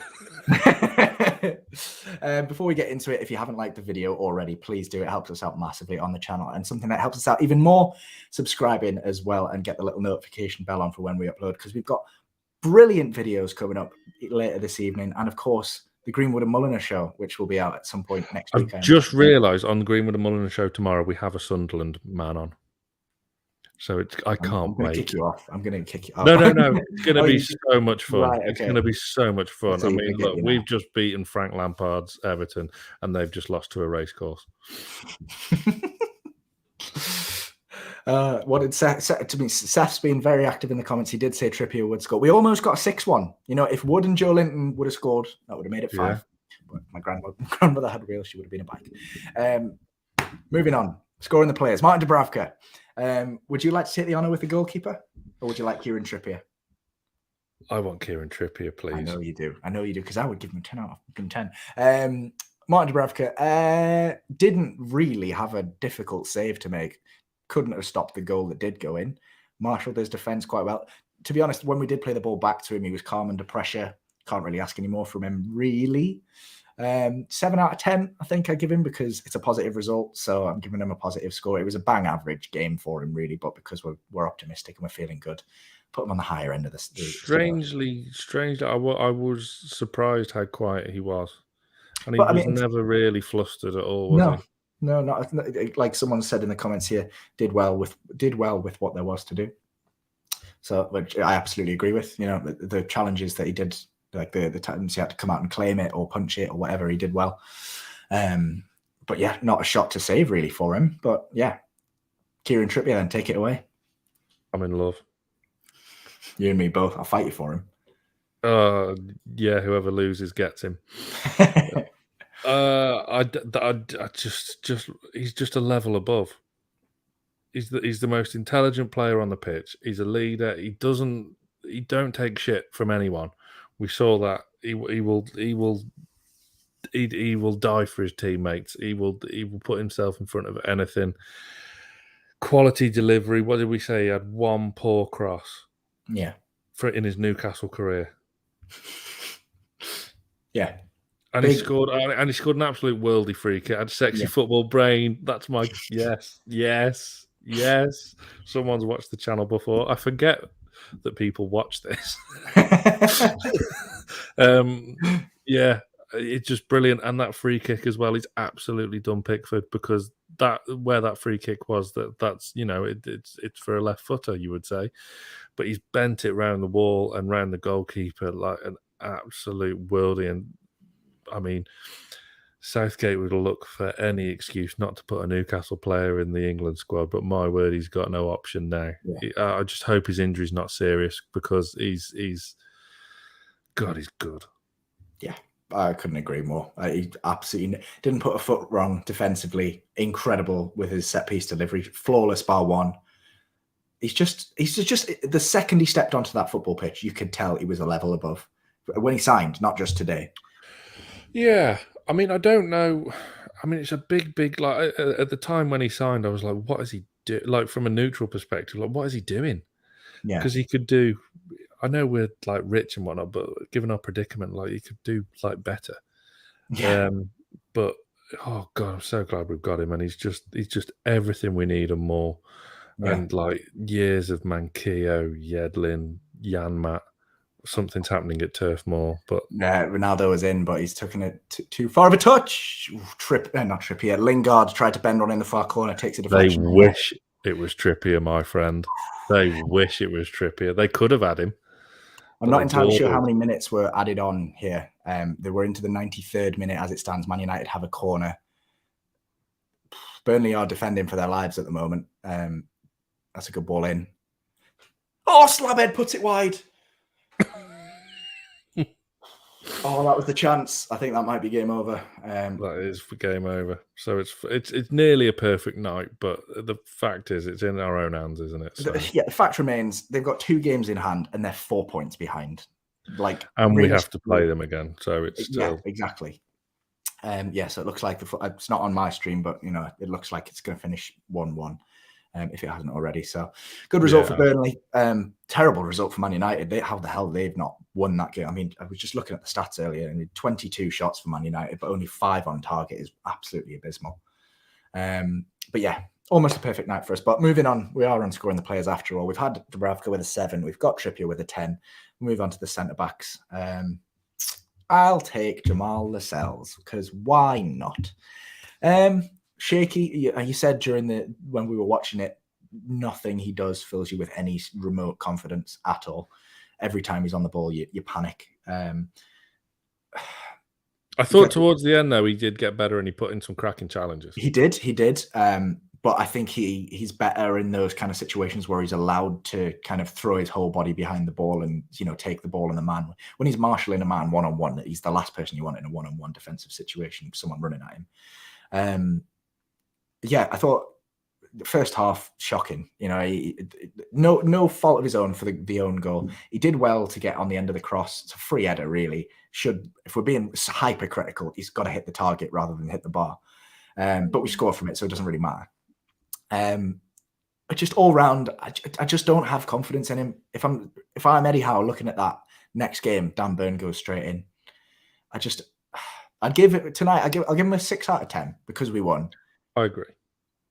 But I think if that had ended in a 1-1, I would have given him something towards the 4 of the 5s. The tackles at the end were good, and he read the play well, but again, just didn't fill me with a load of confidence. Like we were saying, we're just going to concede, and it's going to be a really shaky end, like classic Newcastle.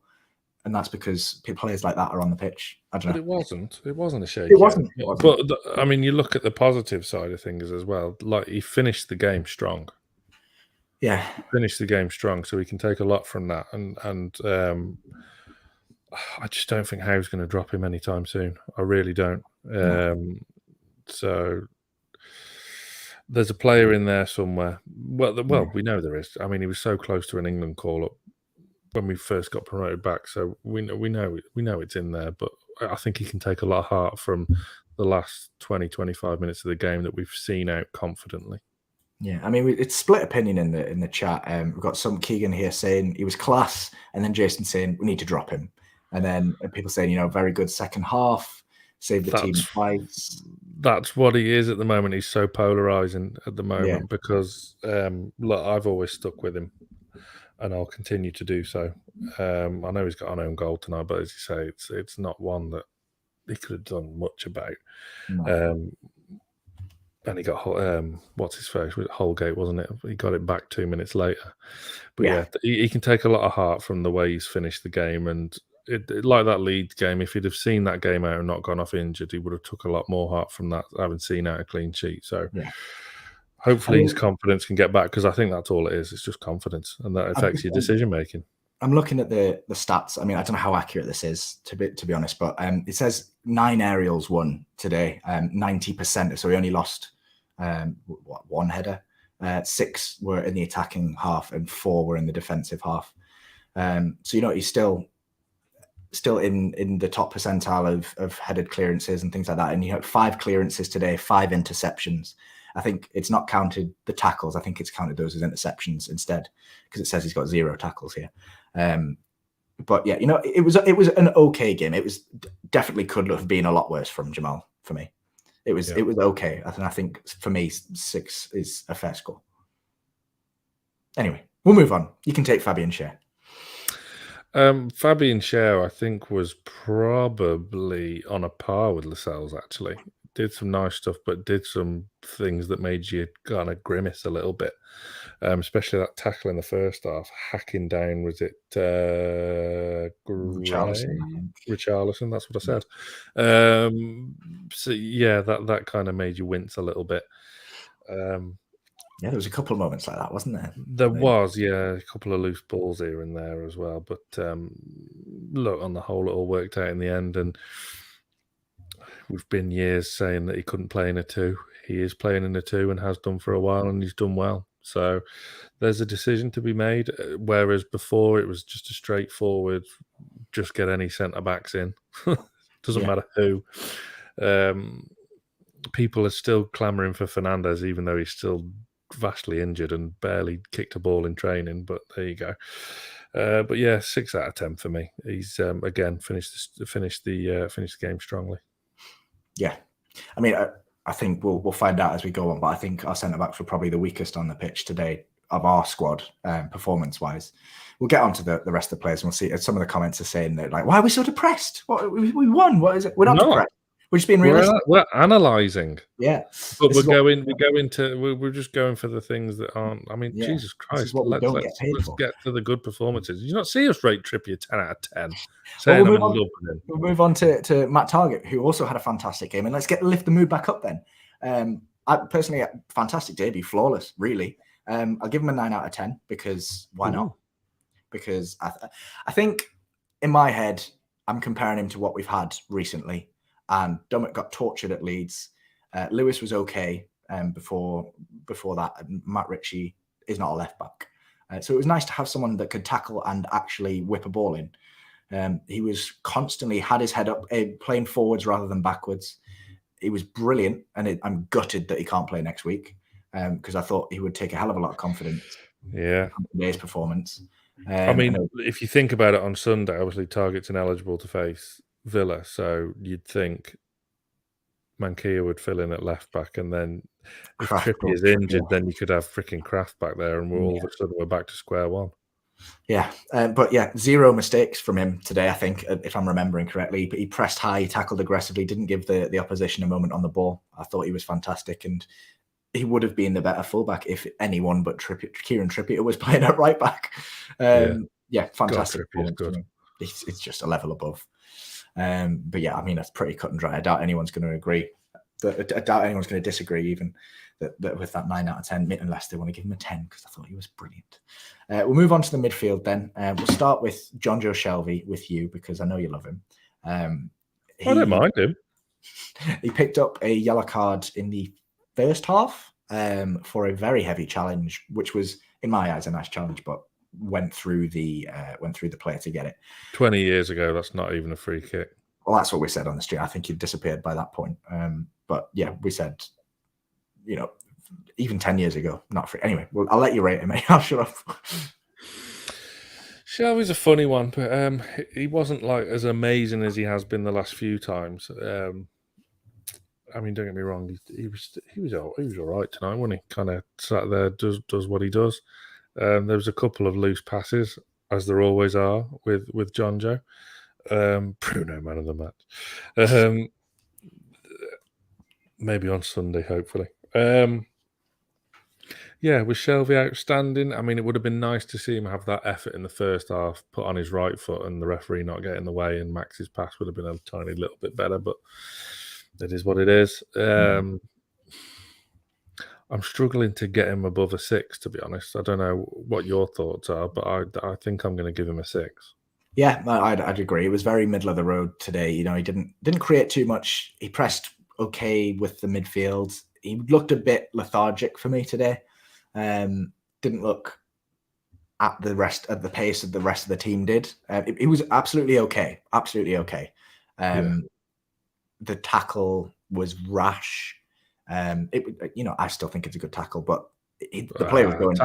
Tackle was just banter.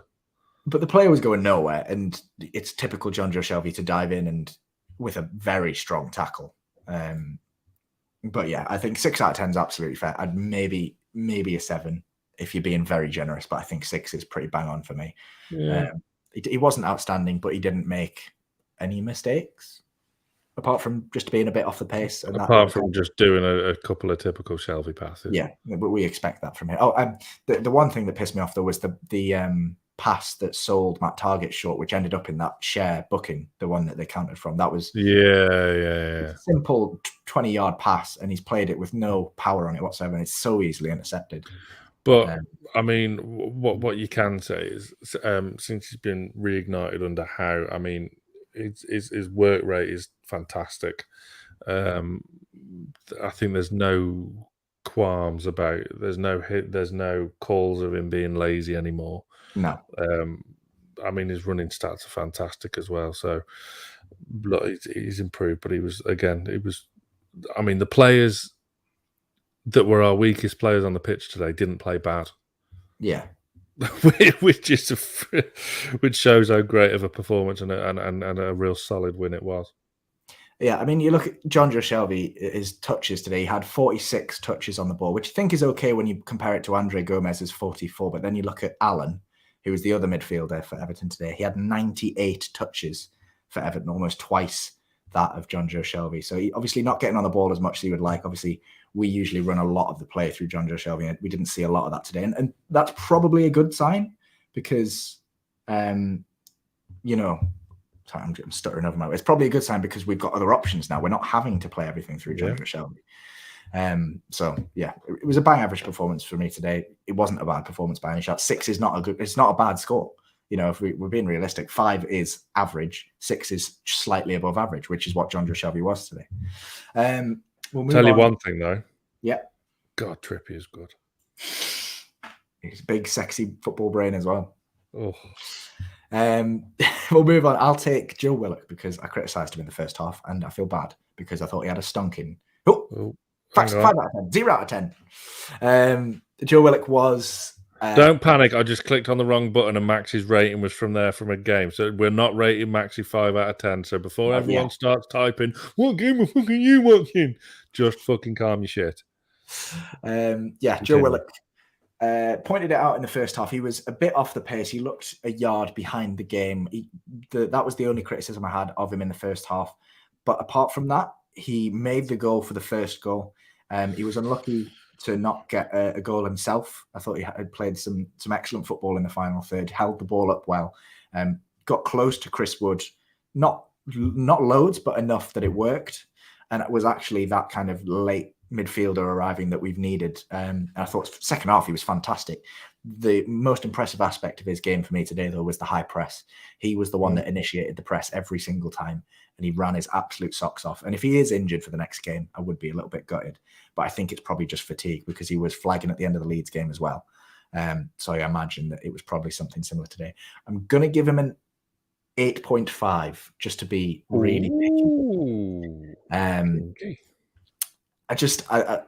I think Matt Targett had a better game. That's the only reason I'm not giving him a 9. But, you know, I think Willock obviously didn't get a goal or an assist today. I don't think he got an assist. Grew into the game again, though, didn't he? Same as Leeds. He made the point in the earlier. He was brilliant. 5 dribbles from him today, which is only behind saint-maximin in the game. Saint-Maximin had 10 dribbles, and then the next highest player was Joe Willock with 5. So you can't argue that he didn't carry the ball forwards at all. He was a brilliant asset in that midfield when Joelinton and Jonjo were kind of more the enforcers in today's game. Thought he had a really good game and hopefully can kick on against Villa. Yeah, I hope so, because I hate Villa. Third and final midfielder, Joelinton. You can have this one. Bit invisible today for me. You reckon? I thought he was quite good. He did everything well that he's been doing well, you know, with the imposing himself defensively. Yeah. But I don't know. I think he's just been playing so well that Joelinton could have easily had a 10 out of 10 today if he'd have stayed on his feet and not fell over himself when the ball is on a plate. Yeah. Look, battled. He's now just a solid kind of. It's just like a solid centre midfielder. I mean, if you look at him now and think, well, why the hell would you ever play this guy up top or even on the wing? It just makes no sense. But he fits in there. I still think, whereas Trippier's got a sexy footballing kind of brain, mind, head, and everything. Joelinton hasn't, because his positional play, even when he was playing up top or even on the wing, left a lot to be desired. And he's obviously learning a new position still, and there's still a lot to learn with him, but it's still so encouraging to see. I just wish he'd have stayed on his feet, because this game could have been scarily comfortable for pretty much all of it. And if I was Everton, I'd be a little bit worried. Scoring wise, I'm toying between 2 numbers, So I'll split it. Simple as that. I was torn between a 7 and an 8, so I'm going to go 7.5. Oh, well, there we go. We're allowed 7.5s. Before we move on to the next player, thank you for pointing this out in the comments. I've lost it now. Sam pointing this out in the comments. Alan Saint-Maximin on Twitter, as he is constantly brilliant. He must be still in the changing room, getting on to the Everton fans. Average player deserved to play in the Championship. And then Saint-Maximin coming back with a brilliant response after a brilliant performance. And we'll get on to him. Relentless. He's just brilliant. I mean, I'm glad that he's backed up, is talking with his performance today, because I was worried that he was going to have a naff performance and we'd be slating him again. But he had a lot of end product today, which we don't usually see from him. And we do usually see from him, but we don't see enough of from him. So we've done the midfield, we've done the defence. We'll move on to the attack. I want to take Ryan Fraser because I know you like him, and you'll sing his praises till the cows come home. Fantastic. That right-hand side of the pitch is now just incredible. He's Matt Ritchie, but smaller and quicker. It's just, I love him. I love him to pieces, and I'm so chuffed that he got a goal. I'm going to give him a 9 because I thought he was outstanding today. A goal aside, he was again with Willock pressing high up the pitch. He was on the defensive end, helping Trippier out when he needed to be. He was everywhere he needed to be today. He was absolutely fantastic. And like you pointed out, he has been for the longest time. It's incredible. He made 13 passes today, 12 of which... Bruno! I think that's not Sam. I was looking at a different screen there. Okay, yeah. Hey up, mate. You're right. Sorry to gate crash. Hey, you're more than welcome to. We're just rating the players at the moment. We've still got ASM and Chris Wood to go, so you're more than welcome to take at least one of them if you're sticking around. Yeah, I'll do one. Why not? Yeah, why not? Do one. But yeah, Ryan Fraser, absolutely incredible today. 9.10 for me. He deserved that Premier League goal as well. He really did. And Yeah, it would have been the winner had we not well. made it more comfortable, and he deserves that. So I'm chuffed for him. Yeah, you could see how much it meant to him in the celebration as well. Thought he was incredible. Go on then, Carl. You can have Saint-Maximin. Oh, do I get Saint-Maximin? Yeah, why not? Oh, he was absolutely on fire tonight, wasn't he? Yeah. Absolutely on fire. I've got to give him a 10. I just thought everything he did was dynamite. I think it's possibly one of his best games in a Newcastle shirt, if not his best game in a Newcastle shirt. It's absolutely fantastic. I just hope he can carry that into the Villa game on Sunday, because he struggled, to be fair, against Matty Cash when we last played them. So, he was just absolutely, glorious to watch tonight. And even Bruno coming on for those, 2-3 minutes, he looked very, very lively on the ball. And it'll be interesting to see how they interlink. So, yeah, I thought Maximin was incredible tonight and deserves all the praise after some of us, like myself, have been on his case a little bit as of late. We shut all the doubters up tonight. Yeah. Can I just say I've stuck with him throughout and argued the toss with you in WhatsApp on every available occasion. Yeah. Yeah, but he's been rubbish. And no, and that's fair enough. I am one to shout off my mouth before I give it any thought. So I always come out unstuck, but it is what it is. Yeah, I mean, like the main criticism that I always have of him, he doesn't release the ball when he should. Yeah. And he did that today, which is why he's got such a high rating. He got an assist for a goal because he passed when great cross. Great cross. Yeah, it was. Deftness of touch. So, when he's got his head screwed on and he's in the mood, unplayable. Everything about us tonight, so good that I couldn't get out tonight because there was just bite from everyone. And if we've got even a small margin of that on Sunday, we'll beat them. Yeah, I absolutely agree. Yeah, Villa are a great side. As much as it pains me to say it at the moment, they're a fantastic team to play. But I think Bruno will come in. I think if Maxi can replicate that form, hopefully Fraser's not picked up enough with that challenge he had earlier in the game. If we're firing like we were today, with like you say, with the bite that we played with, I think we're in with at least a draw. Yeah, fingers crossed. Yeah. Let's not forget though, Villa struggled to beat this Everton side without Dele Alli and Van der Beek in it. True, very true indeed. Yeah, Emi Buendia getting that goal, wasn't it, in the 48th minute or something daft in the first half. But yeah, struggled to see that 1-0 win out. Everton playing okay. So if football was a reasonable game, you'd say it'd be a walkover because we've smashed Everton, but it's not. It's 90 minutes Exactly. of 11 men on each side battering each other, and hopefully we'll come out with 3 points at the end of it.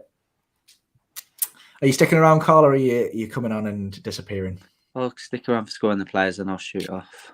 Excellent. Well, Sam, I'll give you the honour of scoring Chris Wood, because I would give him another 10 out of 10 because I'm just inside his arse.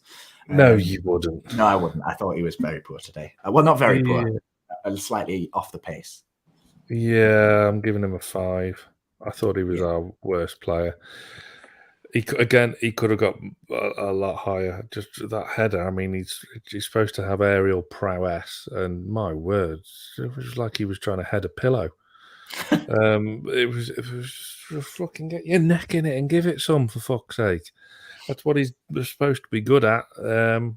He had pretty much the whole of the goal to aim at as well, with little old Pickford in the middle. So stick it in one of the corners, and he had time. It was a poor chance missed. Apart from that, held the ball up, did what he does. That was it. Yeah, I absolutely agree with he should be putting that in the back of the net. The only positive from his game today was I like his link-up play around the box. He's not he's not just a target man. He's good with the ball at his feet. He plays with his head up, which I really like. He was involved in the build-up to the Fraser goal, passing it on to the next player when he knew that he didn't have anywhere else to go with it. I think he like someone's just said in the comments, he needs a goal. He needs a goal, and I think I think that Villa is a chance to get that because Tyrone Mings is an absolute donkey, so he'll have a field day. So he struggled. He's terrible. He struggled against the physicality of Yerry Mina, because as much as it pains me to say it, Yerry Mina is a good defender. Tyrone Mings categorically is not a good defender. So I think if he pairs up, if he pins him down, I think he'll have a field day against Villa. But fingers crossed he can get a goal, because tonight's performance wasn't fantastic from him. But he's going to be in the team every game for the foreseeable. So I don't mind it. I don't mind it. Go on, Carl. Sorry. No, it's still early days as well. I was just going to say, it's just he is what he is, and it's frustrating because if you've got the likes of Callum Wilson, there were opportunities tonight where if you got a more mobile striker, you're able to keep the ball alive. And there's just a couple of things where he's got his back to goal. I'm expecting him to be able to reach out a metre or so to be able to get to the ball, or be able to move quick enough to get to the ball. And he just hasn't got that movement about him at all. No, but like my line with Chris Wood will always remain. If we can get 6 or 7 goals out of him before the end of the season, it's worth the 25 million. Of course, 100%. He's not worth 25 million, but these are the biggest 4 months now in Newcastle history, because if we stay up, we're on to something pretty exciting. So it's these short-term things that just were a necessary evil, if you like. Yeah, no, absolutely agree. I've got the Man United game up the end of it playing on my TV, and Man United had 2 goals chalked off for VAR. So I don't know if the second one was VAR, but yeah, they would have kept Burnley firmly rooted to the bottom of the table if either of those had stood. But the second one that I saw was definitely a foul. So, but yeah, so we have scored all the players that started. We'll move on to the subs. First one that came on was Murphy. Yeah. Was okay. Did well. The chance that he got where he hit the post, maybe he could do better. It's still a good chance. The defender's closing him down quite well. But I like that he took the shot on. I'll give him a 6 because he didn't particularly do much, but he was positive. He took the play to Everton. He wasn't just sitting back covering the right back. He had an okay performance, as he always does when he comes on. He gives 110%, but he's just lacking that bit of quality that some players are. 6 out of 10 for me. I don't think there's anything more to say about his performance when he came on. I don't know if you guys have anything to add, but no, I agree. I think if he'd been playing longer, I think he's probably going to take that first touch into his stride more, whereas he's just kind of not let the defender catch up with him. But I prefer him to obviously take that in his stride and have a bit more of a better effort. It was obviously a good effort, but I agree. I think I'm expecting him to score from that position. Yeah, me too. It's a difficult. If it's a striker, I'm absolutely expecting him to score. But coming off cold off the bench, I can understand. Yeah, definitely. It flashed up a little bit earlier there, but yeah, Javi Manquillo came off the bench, didn't really get a chance to impact the game. had a little bit of a good play. He'd almost tripped over his own corner flag, which I thought was quite funny. But yeah, I think probably an NA from him today. Didn't get enough minutes. But I haven't flashed up Bruno for obvious reasons. Yeah, because he was on the same time as Manquillo. I mean, it clearly should be a non-applicable, but something tells me such thing. Marquis we're going to give him like 1 million out of 10. But yeah, I think Manquillo's almost nailed on to start next weekend, whether that's as a Trippier replacement if he's injured, or more likely at left back because Targett's not going to play against Villa. So yeah, and then of course Bruno Guimaraes came on, backheeled it, held it up, looked different class, Sam, didn't he? Really exciting signing.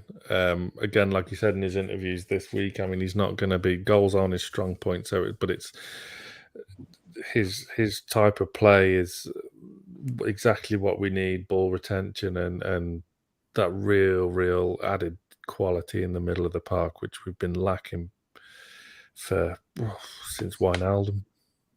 And maybe you could argue longer before then.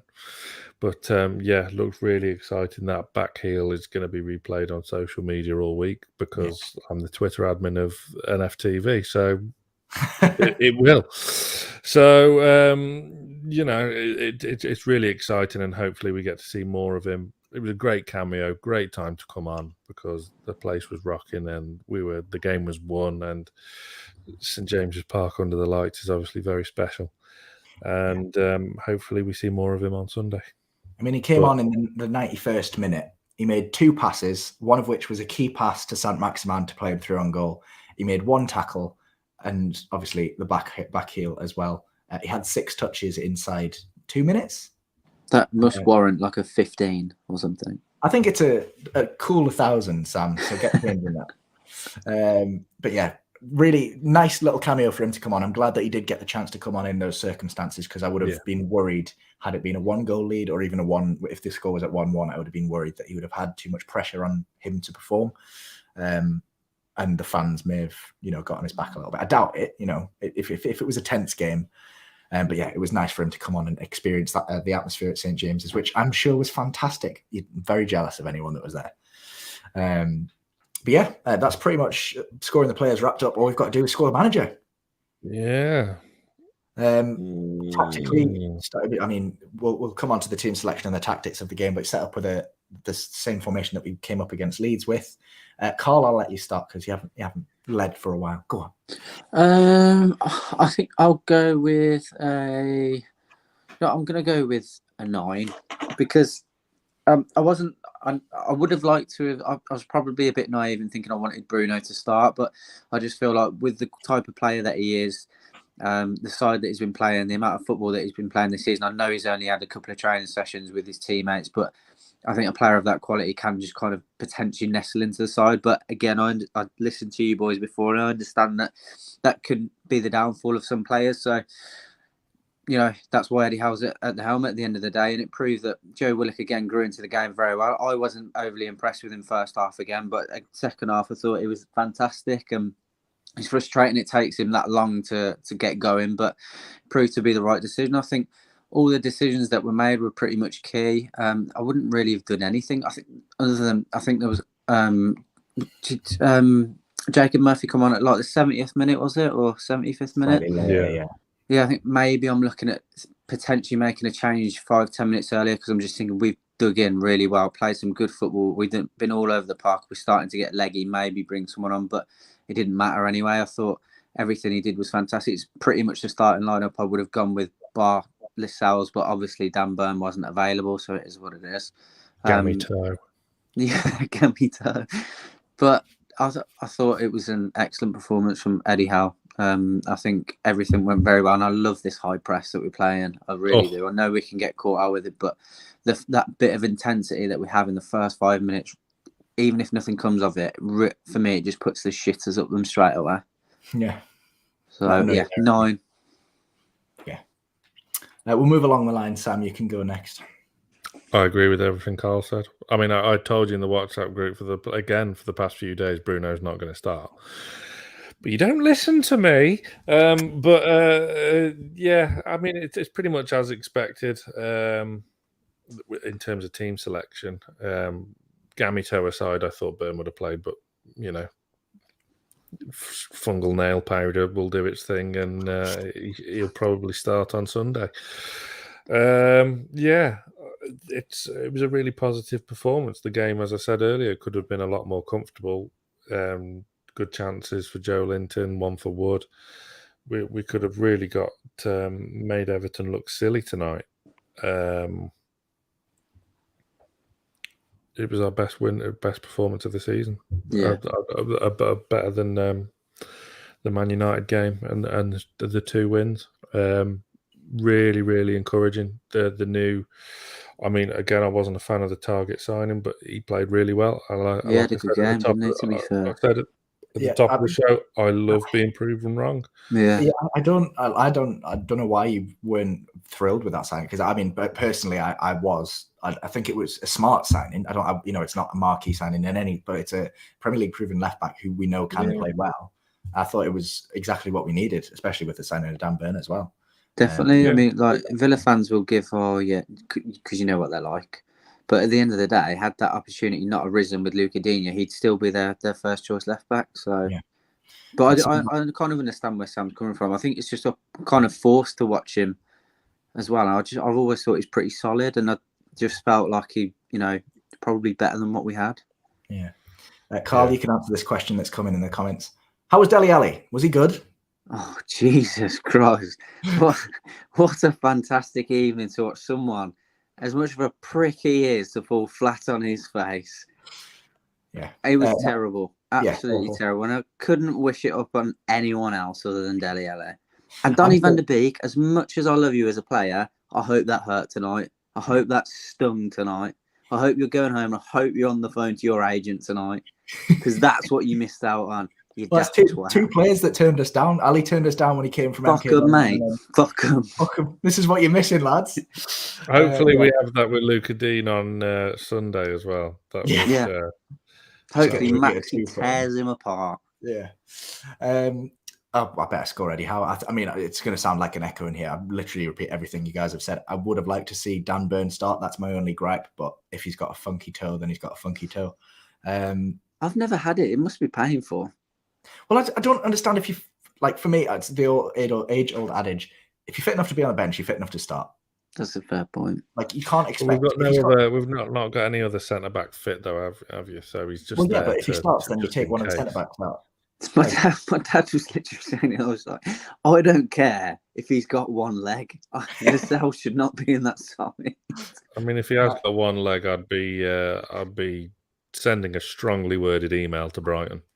Absolutely. Imagine he's turning up, he's got a prosthetic. But yeah, I'm literally just going to echo what you got. I'm going to give him a 9 out of 10 for the manager today, because tactically brilliant. The press, I absolutely loved watching that. It was actually an enjoyable game to watch, bar the kind of last 5 minutes where I let myself get in my own head and convinced we were going to concede 2 in 2 minutes. It was a good performance. And like you say, Sam, for me, this performance and the Man United performance are on the same level. Yeah. The difference is we have better players now, and we got the result because of them. Like, Trippier won us the game. Saint-Maximin won us the game. I know. That kid. Yeah. Kieran Trippier, man. What a player. What a man. Sexy football brain. We've given 2 players 10 out of 10 today, Kieran Trippier and Alan Saint-Maximin. Should we come to a consensus at man of the match, or should we split it down the middle and give them both it? It's up to you, boys. Tricky. I mean, there was a lot of performances there tonight that were man of the match worthy. But yeah, obviously the 2 standouts were ASM. Who got the BT man of the match? Was it Saint-Maximin? Yeah. Should we be controversial and who was on Carl? Who was on co-coms for BT? I don't know. I was watching it on our Saudi box. It doesn't matter who's on co-coms, because it's BT and they don't watch football. And they go, was a female. He's a flash player. They just whoever the well, I thought it was, if it was going to be like your mate Savage or Steve McManaman, I was just going to go with the opposite with what they did. But For me, I would probably edge towards giving it Trippier because I just love the fact that he doesn't back down from anyone. He just set the tone as well. Yeah. And then everyone was smashing everyone after that. I was like, this is what I want to see. Put them on the back foot. Yeah. For me, Trippier was man of the match. I mean, the website that rated Fraser as the worst player in the league has given Trippier and saint-maximin an identical rating. But without Trippier today, the first goal, the goal from the corner, even the ball was spectacular. Picked Lascelles out like on a 50p piece. And then the free kick is sublime as well. So for me, and he won like every challenge and then tried to scrap like 3 players and got away with it.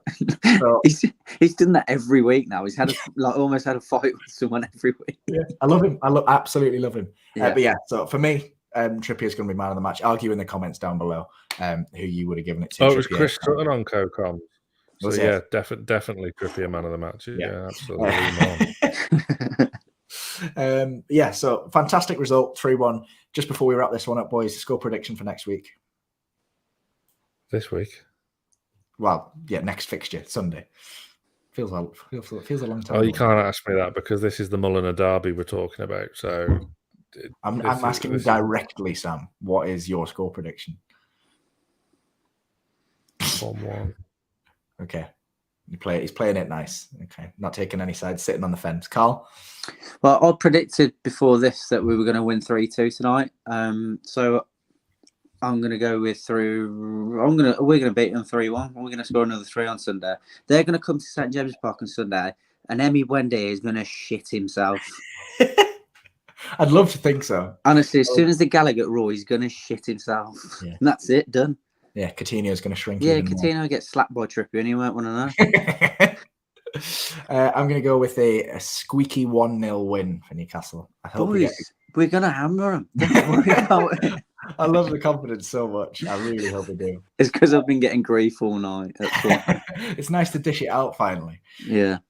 But thanks so much, Sam and Carl, for joining us on Scoring the Plays. We've got some live fan reaction coming up next, hopefully for the next half an hour or so. If you haven't, I was going to say, we won't go on all night because we'll stay with you until about 11 o'clock is that? But yeah, thanks Johnny's so much, instant everyone. reaction is out as well, by the way.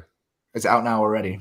Yeah. Fab. Well, don't stay with us until we finish. Then go and watch Johnny's instant reaction. Thanks so much, everyone, for staying with us for so long. There's been a lot of you tonight, and thanks for chipping in the comments, keeping me entertained anyway. And to whoever said I'm a plastic fan, get gone. Drop a like on the video if you haven't already. Ages ago, probably. I think we were Everton fans, to be honest. When the second goal went in, that was them gone. Thanks so much for watching. Drop a like on the video and subscribe to NFTV Extra if you haven't, and Newcastle Fans TV, of course. Sam, Greenwood and Mulliner show recording tomorrow or out tomorrow? Yes, 2 of them. I mean, we've got the fan reaction on this stream because it sounds like you're wrapping up. Yeah, I'm wrapping up this video to move on to the next video. Oh, okay. Yeah, but the next video is still part of this one. Oh, I know, Sam. Right, you take over then. It's your job. No. All right, I can take over as you. What? Okay, go on then. I'll read everyone. I'm Matt. Coming up next on BBC 3, it's Fleabag. See? But yeah, Greenwood and Mulliner shows. We're recording 2 tomorrow, one with a Mackham, which is going to be a lot of fun, and the other one is going to be fantastic as well. So they'll be out later on in the week. But yeah, they're 2 really good shows. I cannot wait for them. Great. And we'll see them later in the week. Carl, are you sticking with us for the fan reaction, or are you jetting off? No, I'm going to go and cuddle my child. Well, I can't be rude about Should be that. asleep by now. Exactly. He is asleep, son, but I'm going to wake him up. He's done it enough to you. Yeah, fair play. Return the favour. All right. Right. Okay. Cheers for joining us, Carl, for your brief cameo. It's always a pleasure. Love you, bye. Oh, Preach. Sam's been brutal for that. Right. Should we get 2 on at a time? I think so, because we're not going to have a whole lot of time tonight. Should we get Andy on? Right. So Dayan was waiting first, so we'll get him and Andy on. All right. Yes. Evening, lads. Hey, lads. Evening. How are we doing? Do we enjoy that? Carl looks like he's wrapped up like a Christmas present with that gold bow tie. He did, didn't he? Yeah. He did. Very cutesy. He's not going to cuddle his child. He's going to see his missus. That's what he's thinking. Valentine's Day in just under a week's time. He's giving her an early present. Oh shit! Yeah. Forgot about that. That's your man. Everyone watching. Valentine's Day, 14th. It's next Monday. I'm at pool then. Right. Monday night's a pool night. Can't do anything about it, unfortunately. Exactly. These things. I'm lucky. My girlfriend lives in Inverness, so don't have to do any. Train up, surprise her. So you do Valentine's Day via Zoom? Yeah, basically, yeah. Well, I can't get the train up either because she lives with her parents and they don't know about me. So, right. Yeah. Well, they do now. They're subscribers to NFTV and they're actually members. They're in the Discord chat. They enjoy all the benefits of a membership with NFTV for the low price of $1.99 per month. So, they know about you now. But anyway, football. Free OnlyFans. You're not that famous. Andy, what did you make of today's game then? Massive result for us, obviously, but the performance was next level, wasn't it? Mate, loved it. But for me, best performance of the season. I was having a bad time, a bit like Sam. My little Ben was having a bit of a meltdown in between the game, and it got to 2-1. I kind of switched off the fact that it was such an important game, and then we got the third goal, and then I realised, and he's sitting on top of us, and I'm like, now we'll have a chance of staying up. Yeah. Now we'll have a chance. If we play like that, yeah. Yeah, absolutely. I don't know how to articulate how I feel, mate. It was just weird, good to watch as well as a neutral. Yeah, it's weird having watched a good performance as a Newcastle fan. Like, when was the last time? Not having your week ruined. Yeah, we can actually go and enjoy ourselves for the rest of the week, which is nice. Dan, brilliant, wasn't it? Was there any standout player, individual for you, or was it just a brilliant team performance? I'm going to give ASM it. I've battered him a few times this season, so I owe it to him. He was the one that made the difference for me. He was Willock. I thought the first half was very poor at times, but then okay. But he made silly little second touches which weren't there, and then second half different player. He did that against Leeds as well, if I remember right. Yeah. But I think that the standout for me is ASM. In Targett behind him, you're going to see more of ASM like this if we're strong on the left side of defence, I think. I agree with that. What about you, Dan? I mean, I have to agree with the two of you in the player ratings that Trippier and ASM were the standouts. But I'd probably, if I had to give a man of the match, I'd give it to Trippier because I think, God, he's good. Like I would have given actually ASM maybe an 8 before the kind of final 2 chances in the game, because he was obviously creating a lot, but he was still also doing a couple of times where he wasn't passing the ball and trying to take. He kind of needs to choose his moments a bit better, I think, when to carry the ball and take players on. I think when the second half started, he just lost the ball trying to take players on, and there was no reason for it. But I can't really criticize him too much because his playmaking today was superb. So, and if I think if we had had Callum Wilson playing, he would have set him up for one as well. Yeah. Trippier was brilliant though, wasn't he? Yeah. Brilliant. God. It's just it's nice to have good footballers. And not just good, not slagging off anyone, but good footballers that try for 90 minutes. Mm-hmm. Like we talked about the tactics briefly, Andy, but the setup today was perfect with the high press. It's beautiful to watch because we're not camped on the edge of our own box anymore. It's lovely, isn't it? Yeah. I think it's nice to see when the only time I was really worried in the second half was when Everton had a free kick. Yeah. Whereas most of the season, it's been when we've attacked and lost the ball. And then as soon as we lose the ball, you're like, oh, here we'll go. Mm-hmm. Especially straight after we've scored. We did have a couple of moments after we scored our first goal and we equalised where Everton did get forward. But at no point was I worried like I was weeks ago where I'm thinking, you know, we're being exposed because of someone losing the ball in the middle of the pitch. I just thought that we're hunted, but we're hunted.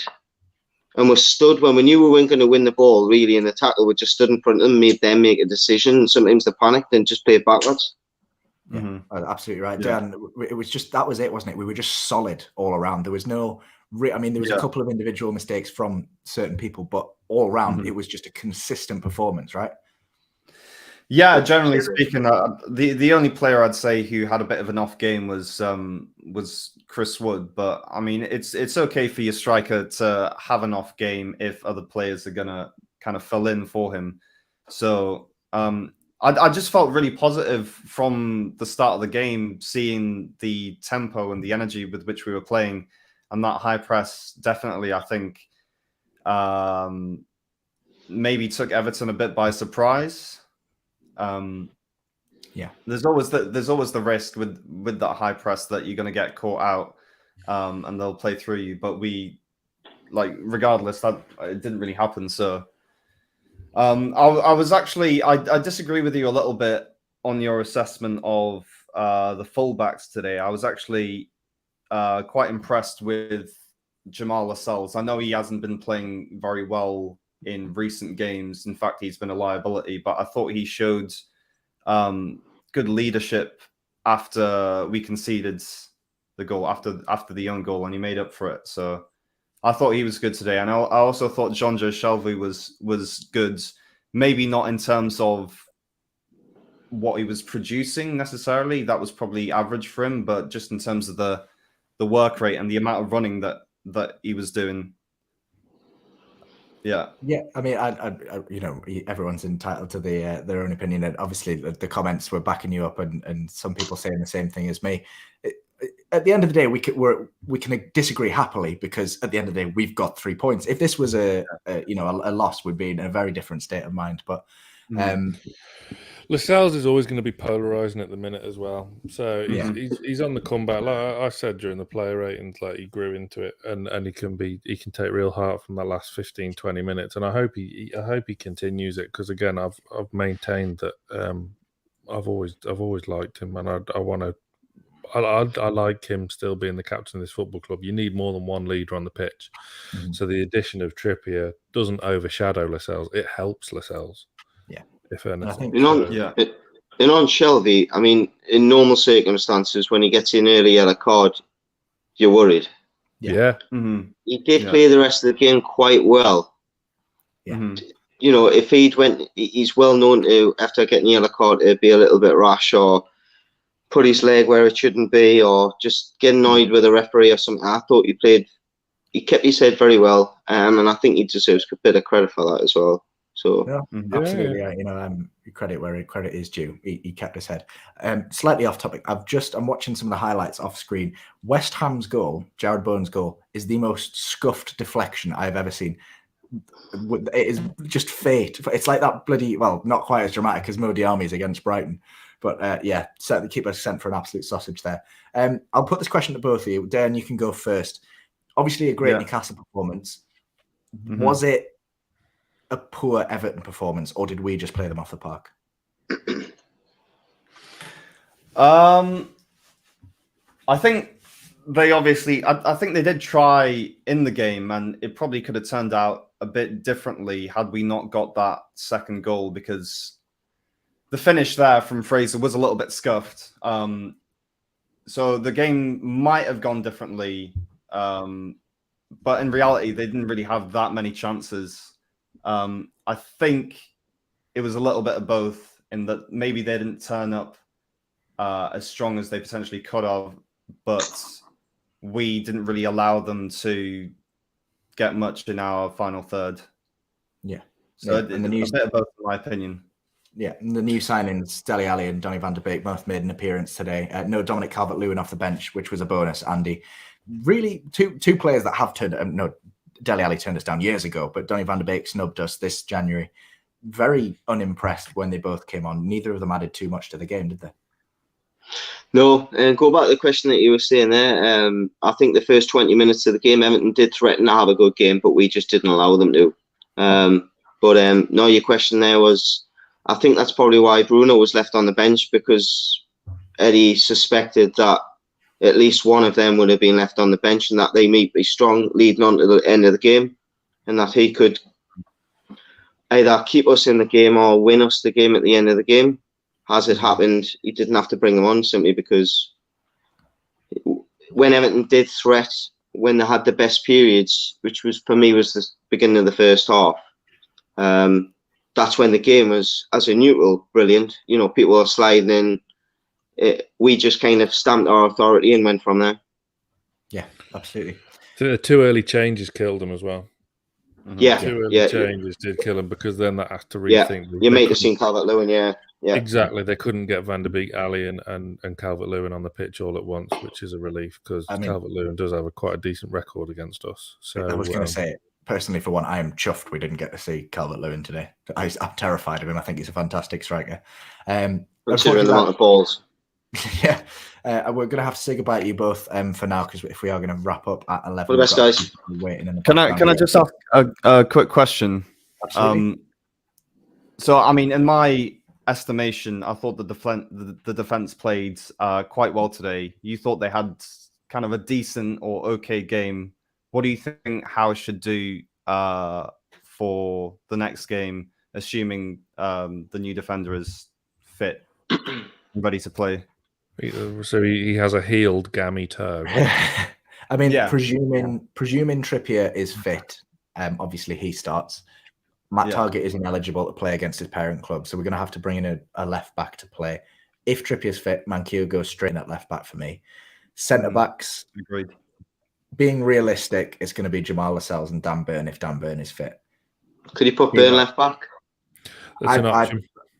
I personally wouldn't, but it's not a bad option at all. But I think because of Manquillo's performance against Leeds and the fact he was trusted to come on tonight, I think he'll be better to slot in at that left back position. I'd go your way. Especially if they are going to set up how they did in the last game, which is Coutinho and Buendia on the wings, which is a bit more pacey and less physical than some players. So, yeah, that's to answer your question, Dan. That's what I would go with if I was Eddie Howe. If it was me picking the team, I'm dropping Jamal Lascelles personally, but I'm not. Right. So, yeah. Anyway, thanks so much, guys, and thanks for that question. Thanks, everyone. Cheers, lads. Thank you. Take it easy. We'll get another couple in. I think Connor and Paul have been waiting. Well, we'll get Dylan and Paul on, and then we'll wrap up with Connor, because then I can do a Scottish. I wasn't sure if Dylan was there or not. I can't see him on there. Oh, he's there. Lovely. He's there. I just saw your ceiling. I wasn't sure if you'd nipped away or something. Evening, lads. Brilliant result for us. What did you make of the performance in all? Dylan, we'll start with you. Brilliant. The best performance we've had in a long, long time. Like, it was just like I'm brimming with pride with the lads, just because it's a struggling Everton team, but it's not a bad Everton team at the same time. But we made them look like an absolute, like a League One side. Like, what, it was just brilliant. Like, I'm just delighted and brimming with pride really on the performance, because it was just fantastic. Yeah, long overdue as well. I'm not used to hearing you, Dylan, like really so positive and brimming with pride. Normally, every time we speak, you know, it's after a crushing defeat and we're all pissed off. We've had enough of them, yeah. Definitely, we've had enough of them anyway. And the Mackems lost, so what a night. Almost a perfect night if Burnley had bottled it as well. Paul, what are your thoughts? Man United didn't win, so. Yeah, exactly. Regarding myself, I'll be totally honest, I didn't finish work till late. So I missed the first half. But obviously, when you're at work, I know you shouldn't, but you're constantly checking your phone. And when I seen own goal Lascelles, I was like, oh my God, not again. It was one of them where you go, oh, if it's going to be anybody, it's going to be Lascelles. I remember being on a show a few weeks ago, and we were constantly talking about forwards, and I was one of them myself. And I remember the lad who was just been on, he was talking about fullbacks. I was like, it's the last thing you need at the minute. But I totally be honest with you, the two fullbacks today, class. Yeah. I've never ever seen for a long time, apart from Kabay or Laurent Robert, where someone's going to take a free kick and it's not Shelby or it's not someone else, and you think he's going to score. Yeah. It was like he was waiting for the referee to say, Howie, let's just take the free kick. I'm going to score. Yeah. When he scored, it was just one of them. But ASM can only be like that type of person today when you've got someone behind you who's going to do their job. And the lad who's come in today is the left fullback. He might not be the best fullback. He's a bit like an Aaron Hughes. He's a 6 or 7 or 8 out of 10. He knows he's going to do his job and he's just going to say, ASM, do what you need to do, and I'll do my job. And he was really good at it today. Both the fullbacks were really good. Every free kick, it looked like we're going to do something. Bearing in mind, ASM's playing against one of the best right-backs the Premiership's seen for the last 5-10 years. Easily. Let's be honest, Coleman's one of the best fullbacks for a long time. But today, how often does Newcastle come back from a 1-0 to win 3-1? When did Newcastle finish games off? Yeah.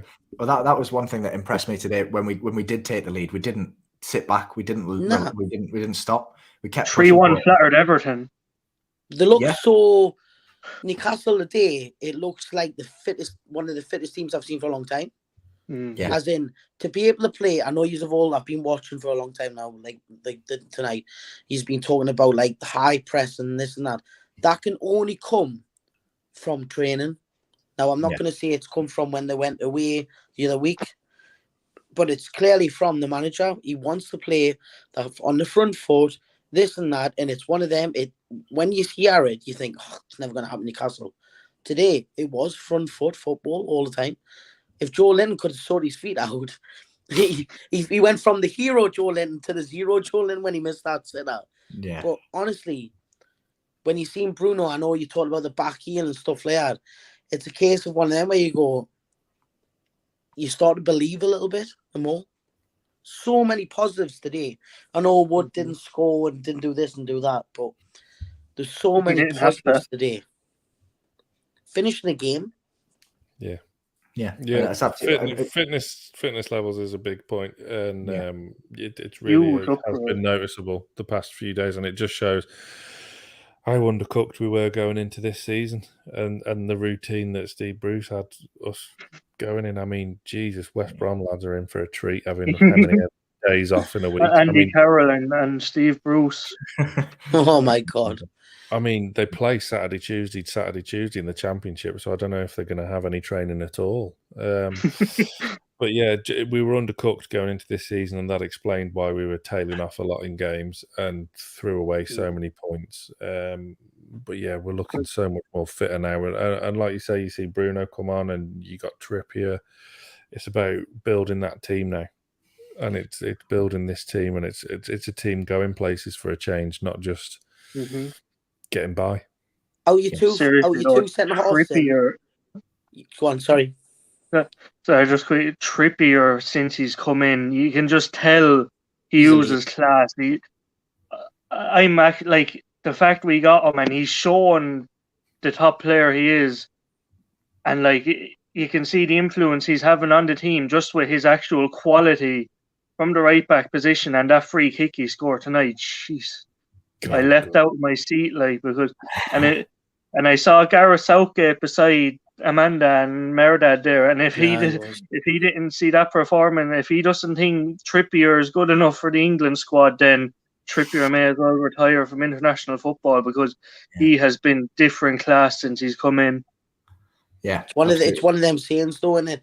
When you've got someone behind you, so like I'm using Man United as an example, when you got a great goalkeeper like Schmeichel, and you had Rio Ferdinand, you had all these players, the midfield can express themselves and push forward. Today, I'm not saying it's a goalkeeper, but when you got full backs, the wingers can go, you know what it is, and I know I can go forward because I've got him looking after us.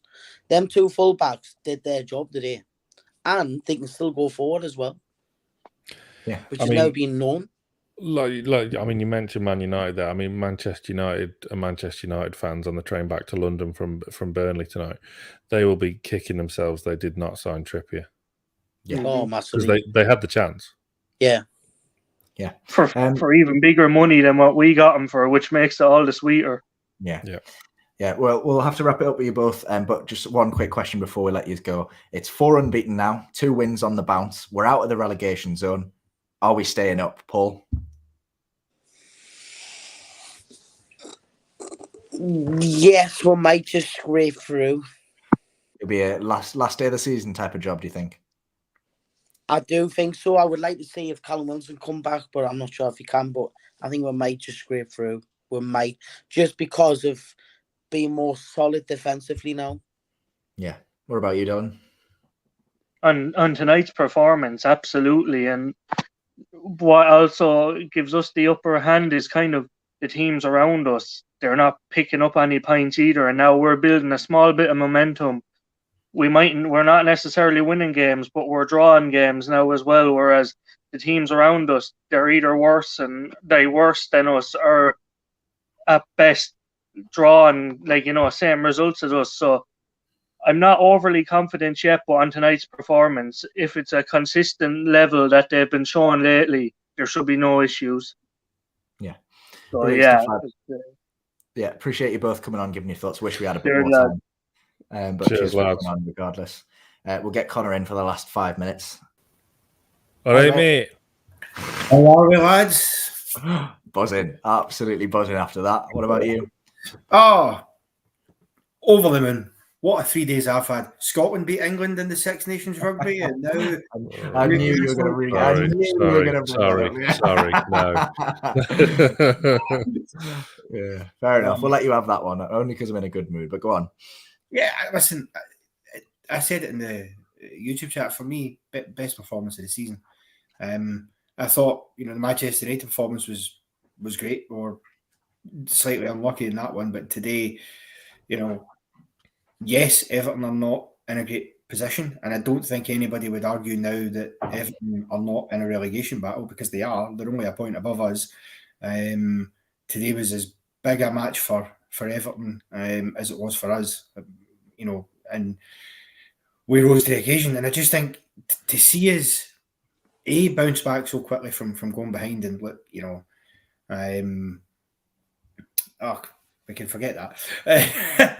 But to bounce back from going behind so quickly, and the goal. Listen, I'm not sure there's much Lascelles can actually do about the goal, because it's blocked on the line and it comes off him. It's there's not much to do. But he responded well, because wasn't it his header that led to, ironically, Everton's own goal? So they both scored in the first half, but for each other, which never normally happens. But I thought the second half we came out and we were brilliant, and we showed that intensity throughout the entirety of the second half. How often we sit here and we go, I think it's 9 times this season we've took the lead and not won, because we take the lead and then just sit back and allow teams to pressure us. And it doesn't matter what kind of form they're on. Everton have got the kind of players that if we had just sat back, they really could punish us. So you need to be careful. But we kept it up, and I just thought it was terrific, and it's good to see players like Matt Targett come in and do a decent job. Trippier, I think, if he's not the future Newcastle United captain, I mean, who's going to be? He's a natural born leader, and he's terrific. But even some of the players that were there before, I know he didn't do loads today and missed a chance, but Joe Linton, for me, since Eddie Howe's come in, has been, if you look at the player we saw this time last season to the player we've got now, it's night and day. He does need to sort out his finishing a bit and stop falling when he's going to hit shots, but the aggression he shows, the willingness to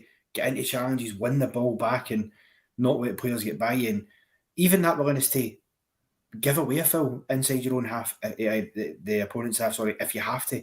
It's not a big deal, because you can kill their momentum. But all over the pitch today, I thought, solid performance. The only person I think who would have got less than a 6 would have been Chris Wood. But even then, again, I think he just needs to be a bit sharper, because the goalie got chopped off. Actually, the way it comes off Pickford, does he really need to take that step that puts him offside? If he'd stayed where he was, it would probably have come back to him anyway. But I've every confidence that will come. And by golly, when Callum Wilson comes back, I think we're going to be a real force to be reckoned with. And I think if we do stay up, we'll go back in the transfer market for a striker as well in the summer. There's no doubt about it. Yeah. I think Chris Wood was a smart signing for the end of the season. And if we go down, he's got nowhere else to go. He'd happily stay at the club next season. I think that was a very astute signing. But he's a Premier League Daryl Murphy. Yeah, that's what he is. That's pretty much a good note to leave it on, I think. He's a Premier League Daryl Murphy, and he'll score the goals to keep us in the league, hopefully, anyway. Cheers, Connor, for joining us. Do you know what we should be wrapping up with? Sexy football brain.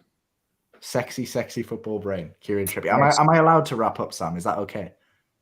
Yeah, because it's past my bedtime. Right, fair enough. Cheers, Connor. Cheers, Connor, for joining us. It's a pleasure as always, mate. Cheers, mate. But that pretty much is all we've got time for tonight here on the Fan Reaction Show. Thanks everyone that stayed with us. Going on to 3 hours and 45 minutes, which is a slog from everyone that's been with us the whole time. Thank you so much if you have joined us from the beginning. And thank you if you just tuned in the second half. Whenever you've joined in, thanks for joining in with us. I keep saying joining in. Thanks for getting involved in the comments down below. Drop a like on the video if you haven't already. It helps us out massively. I know we've already touched on it, Sam, but what have you got coming up on the channel later this week? Greenwood and Mulliner show. Shall I reveal it now, who we're interviewing? If you want to do a big reveal, be my guest. Go on then, as a treat for who's watching still at 11 o'clock. So we're interviewing the impressionist Schaefer Bates tomorrow, who is you've got 24 hours to check out his YouTube stuff. That is absolutely unreal. And then also tomorrow we are interviewing Sky Sports News / Sunderland fan, Mr. Tom White, as well. Brilliant. So we won tonight. They lost to a race course. We're going to have some fun with Tom tomorrow. Hey, maybe you can whip out some of your impressions. Maybe an impression of me, or who did you? Was it Chris Wood? You did an impression of earlier. Did I? Yeah. Well, you said. Oh yeah, I did. Yeah, it was horrendous. It was horrific. No, I mean, I didn't want to say it, but I'm glad you realised. But yeah, that's coming up. Of course, we've got the reaction from Johnny's match reaction. I think that's already up on the channel. Go and check that out after we're done here tonight. And of course, keep tuned, subscribe, and put that notification bell on to keep up to date with every video that we have. And if you want to become a member and get premium access to all of our videos, link is in the description as always. Thanks so much for joining, guys.